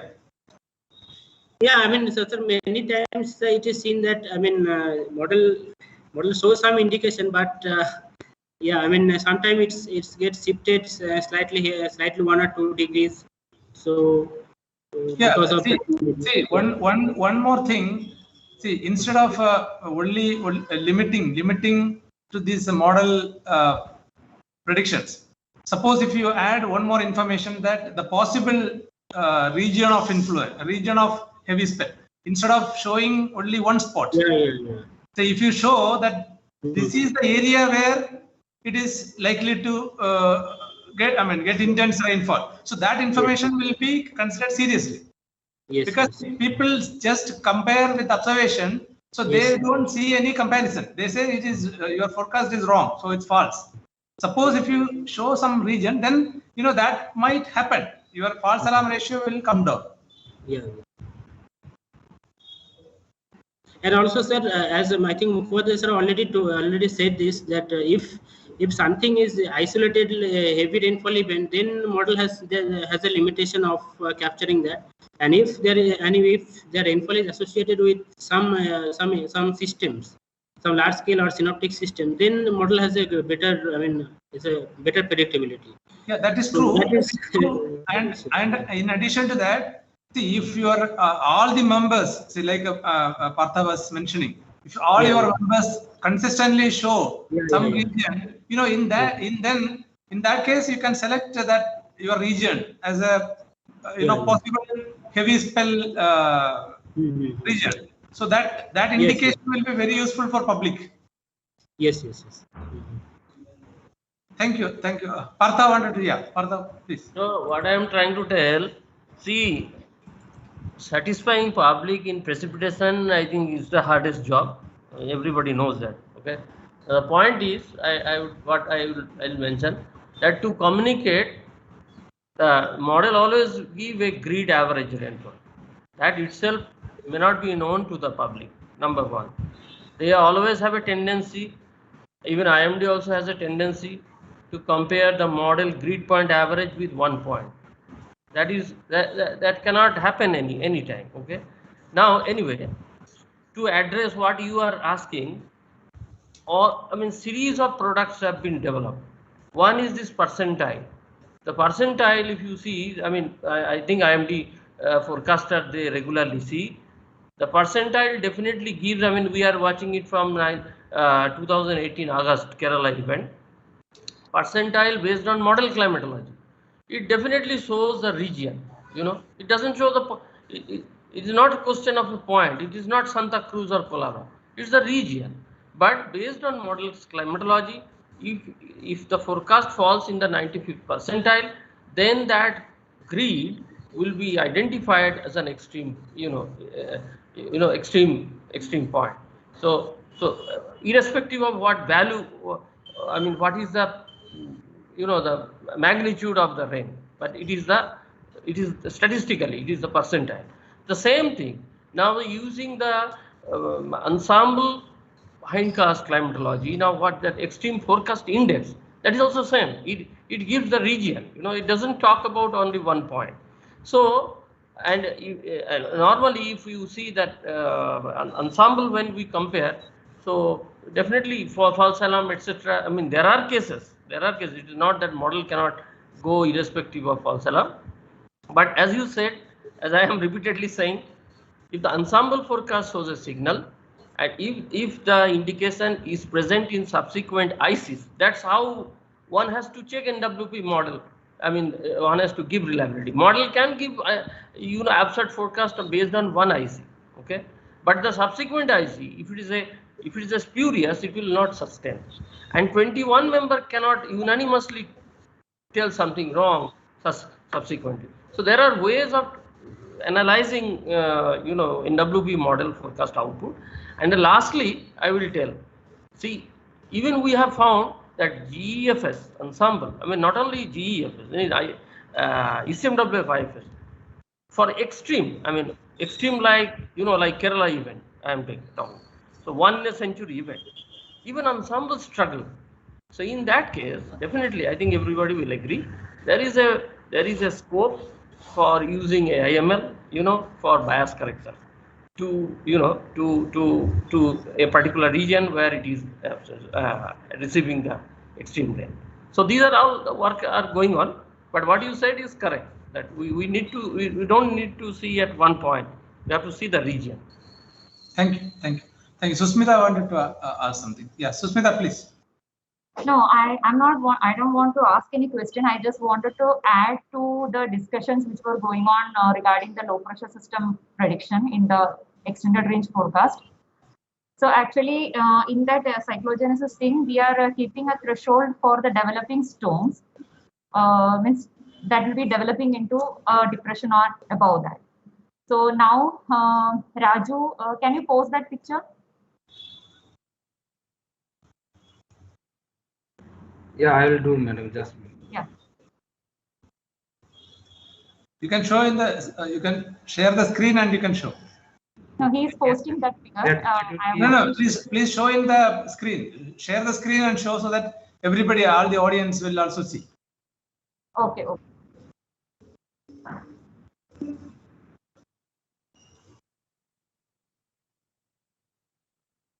Is it visible, sir? Yeah, it's visible. Thank you. Yeah. So here actually the threshold is now a little bit reduced so that it will capture the low pressure systems also.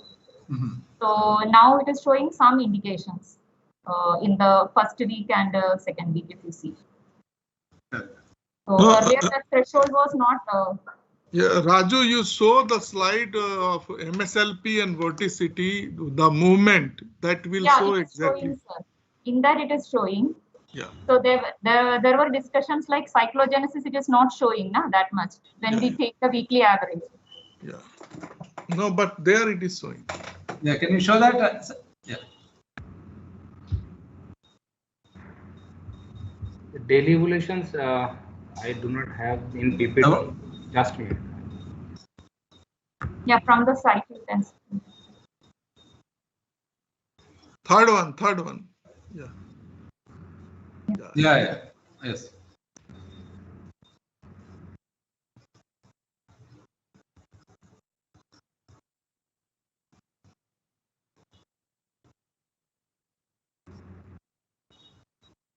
So something is there in West Pacific also, and here. Yeah. Yes. Okay. Thank you.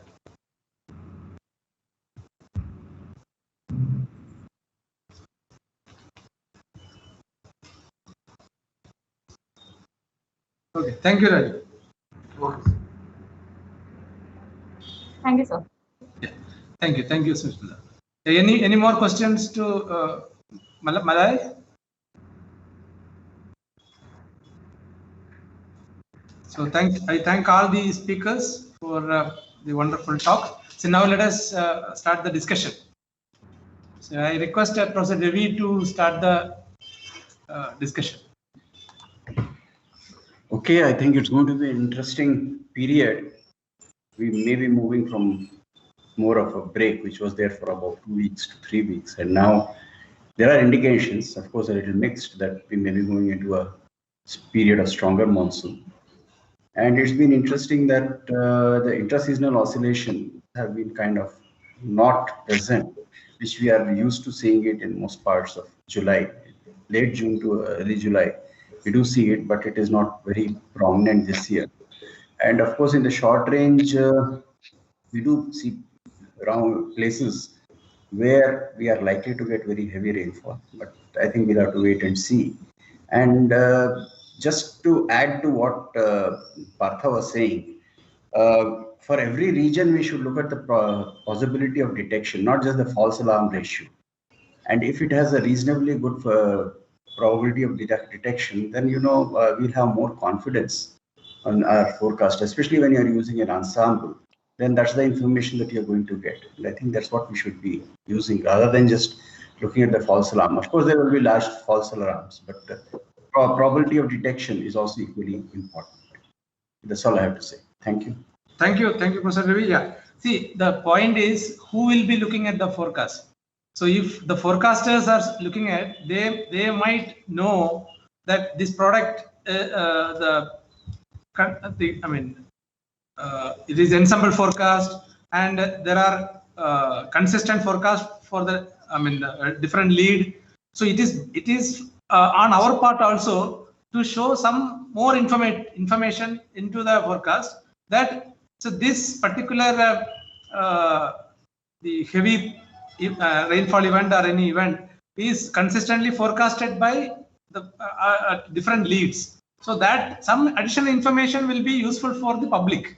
That is what. So since it's very difficult to compare grid to grid, so it is better. So if we are able to provide some additional information, so that will be very useful for the public. I agree, Dr. Sheelan, but I think what we should do is give over an area rather than at a single point. Right, it's the same thing. Very dubious. I mean, exactly. I agree. Yeah. I think exactly. Correct. Exactly. Not a very large area, but at least a correct. It should not be very large, but it should be still area which we have the statistics of all those previous events. So based on that, we can fix the areal extent. Thank you. Yeah, Partha wanted to comment on that? Yeah, just one comment. See, actually what is shown, it is based on different ICs only. See, when they mention day 1, day 2, day 3 means one has to check the validity of the forecast date is fixed.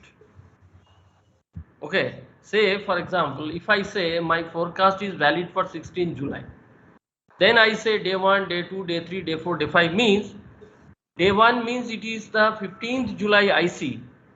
I am forecasting for the rainfall valid for 16th July. Okay. If I say day 2 means I am taking 14th July IC, which is valid for 16th July. When I say day 3, that is true, Partha. Yeah. Suppose what I am saying is on the day 1 forecast. Yes.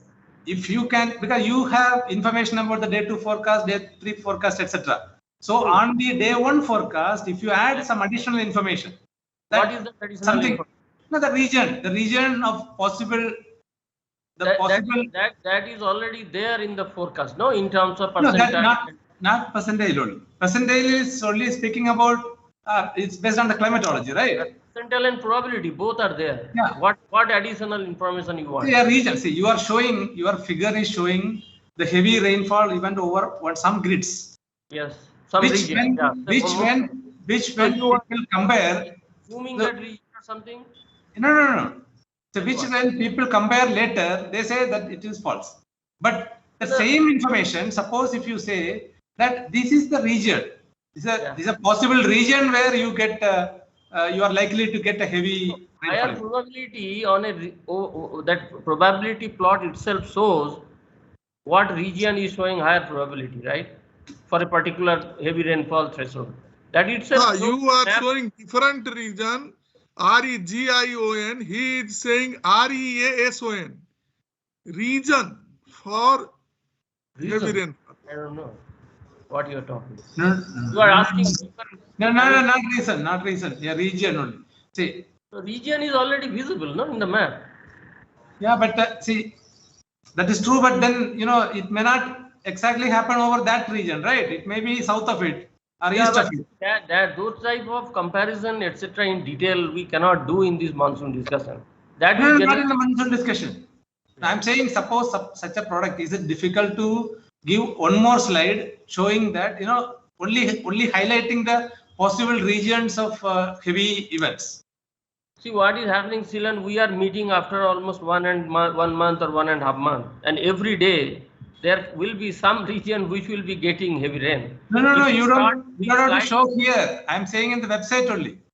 Put in the website also. Keelan, you have missed one point. When he plots probabilities, that is the reason I say he gives it. It may be necessary to explain it, but that is precisely what he's saying, that it is most likely to occur here, but there is this much chance of it occurring in this bigger region. So those regions are there. What you will be satisfied if you somehow mark them. Okay, decide on whatever, above 90, above 80, above 70, whatever. Those regions are built into his products. I think it's only a matter of drawing people's attention to it. But it's all in there.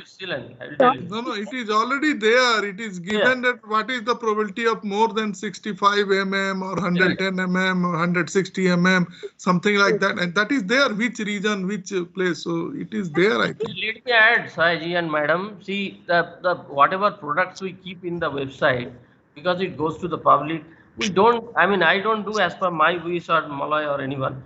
We have an NWP working group, you may be knowing. And in that working group, we first discuss, and the request first come from the IMD. Okay, they first tell us that we require this type of product. Like this percentile, I have not built on my wish. Extreme forecast index, I have not built as per my wish. The request came from IMD repeatedly. Then we put our effort and built it. It is that way we do it, And another thing I will tell you, now IMD, there is a plan to put all these things in GIS. Okay. That is not yet done, but maybe in future, near future, it will happen. If that happens, then if you put the probability in a GIS map, then you can, extract it very, easily, which region and what is not becoming feasible now. So that maybe eventually will happen in near future. That's my, Thank you. Yeah.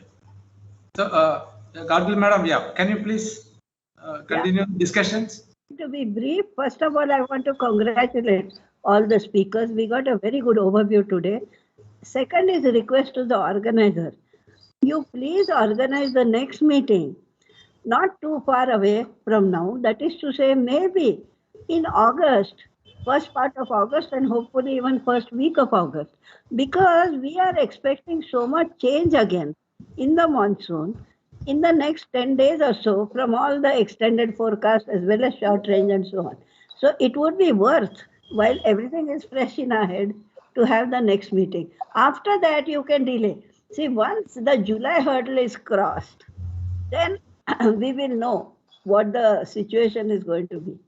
So August meeting afterwards can be later, but the next meeting I would suggest should be not more than 3 weeks from now. Okay. But hopefully, we'll try to keep it in the first week of August. Yes.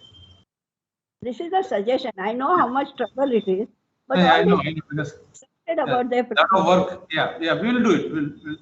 So good idea to see what happened to them. Yeah. Any other points?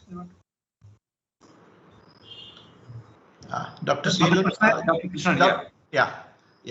I too want to echo the similar sentiments like Professor Gadgil and Professor Ravi. Yeah, it was a very useful discussion today. And the coming next week, I think it will be very interesting how the systems in the West Pacific and Bay of Bengal, how they are going to get energized and how the ITCZ will move north. I think that is going to be very, very critical factor. And so that is one thing. And also I like that eastward, that east-west shear zone which Sanup presented. It produced a lot of rainfall over central India. Maybe it was a synoptic type of situation, but I think that's an important aspect. And also the models are performing really well, especially in the shorter time scales. So these are the important messages that I got. The week 1 forecast is looking good, especially with the GFS model. So these are the big takeaways from today's presentation. Thank you. Dr. Roop Kumar, want to add some points?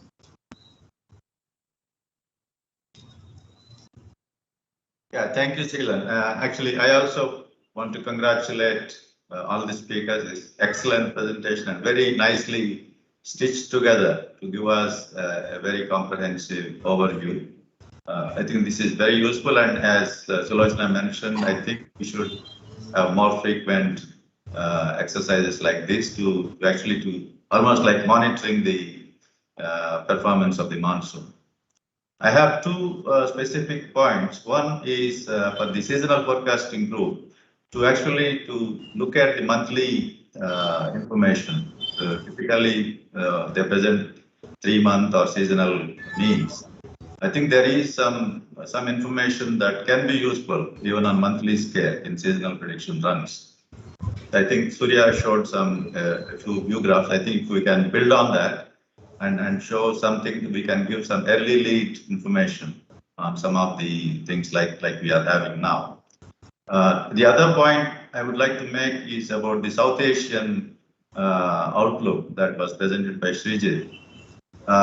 He actually showed some subsets of the various models that are good for different countries. But these are quite heterogeneous. I don't know how we can actually stitch together on a regional scale if we actually have different subsets for each country.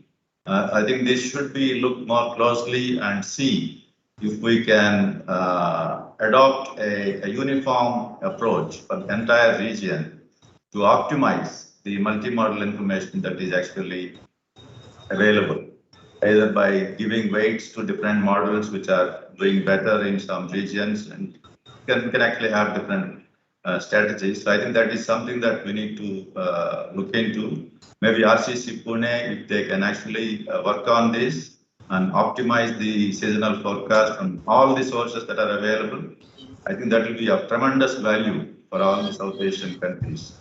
I think that is something we should look into. Yeah. Thank you. Surya, yeah. Yeah, so it is good to have very frequent discussions, but it is, as you know, it takes a lot of effort to come to this stage. So having too many also will not add much. But most importantly, Seelan, we used to keep all the PPTs in a common area. Fine. So I think that we should keep continuing, so that if somebody wants some information, that can be pulled up easily and shown it there. Right. So that as a coordinator, you can take that initiative. Correct. Yeah, we'll put all the slides. Okay. Yeah. So that cross-verifying is much easier. Yeah. Okay. Files can be put there, not PPTs. Okay. And frequently, everybody wants it frequently, but you know how much effort. No. Only her concern was only the next one, because now there are a lot of, some optimism is there in all short time in the next 1 or 2 weeks. So people are curious to know what is happening in the next 2-3 weeks. Yeah. So after that we may have the regular 1 month interval. Thank you. Dr. Srijit want to clarify some of the concerns of. Yeah. Yes, sir. Actually, I would like to comment on that. Dr. Rupkumar's point out that we are working on that, sir. Actually, every month we are making that monthly forecast also based on MME. And another thing is that selection of model, that also we are trying to get some uniform methodology for selection of model also. Now also we are using weighted correlation weighted also on the Hilgard's period, that is using for preparation of MME, but selection of model, that we are going to use some statistical techniques to improve that we are working on that. I would like to add. Thank you. Thank you. Anybody else wants to comment on any points? There are some questions from the YouTube also. So Vineet had asked one question. The last year no monsoon depressions formed. This is a question to everybody. Similarly, this year no monsoon depression so far. So which is the most dominant factor that is not allowing monsoon depressions to form?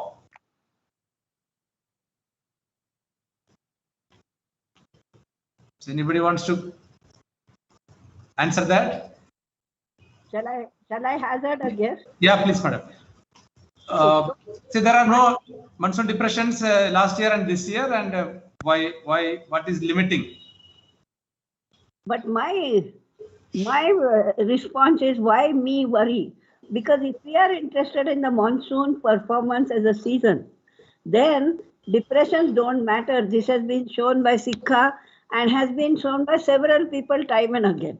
Okay, even in the increasing phase of the monsoon, depressions do decrease. So it's an interesting scientific problem. Yeah. But student's question, yeah. That I am not sure I would be interested very much in that, simply because of my obsession with the seasonal forecast, which is shared by most of the public. Okay, that is the only thing I wanted to mention. Okay, thank you, madam.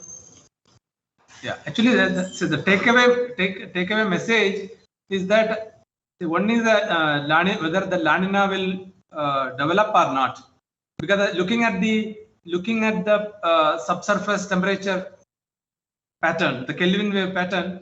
So the La Nina formation in the near future, maybe within a month, is very unlikely. That is one important point. So now the Atlantic warming may suppress the activities over the Indian region, especially when the Pacific influence is weak. Now you can see from OLR pattern and all that the Pacific is not active, especially the Central Pacific convection has reduced. So there is no contribution from the Pacific. So possibly the Atlantic warming may influence the suppression over the Indian region. There is one possibility. The another one is, if you look at the maritime continent region, there is large warming over that region. So you can see from Angur's figure, there are the circulation patterns, like there is a cyclonic circulation over there. So that may give some influence on rainfall over the peninsular Indian region. And the bay is warm, so that is also a good sign. And now the Northwest Pacific is active, so that's all giving some sort of positive information. So let us hope that all these reversal will take place in the next 1 or 2 weeks. So looking forward for maybe a positive weeks ahead. So thank you. I thank all the speakers, and if no more questions, I thank all the panel members and the participants and audience for all the support. Thank you. Thank you very much. Thank you, Dr. Sheelan. Thank you. Thank you, Dr. Sheelan, and all the speakers for an excellent.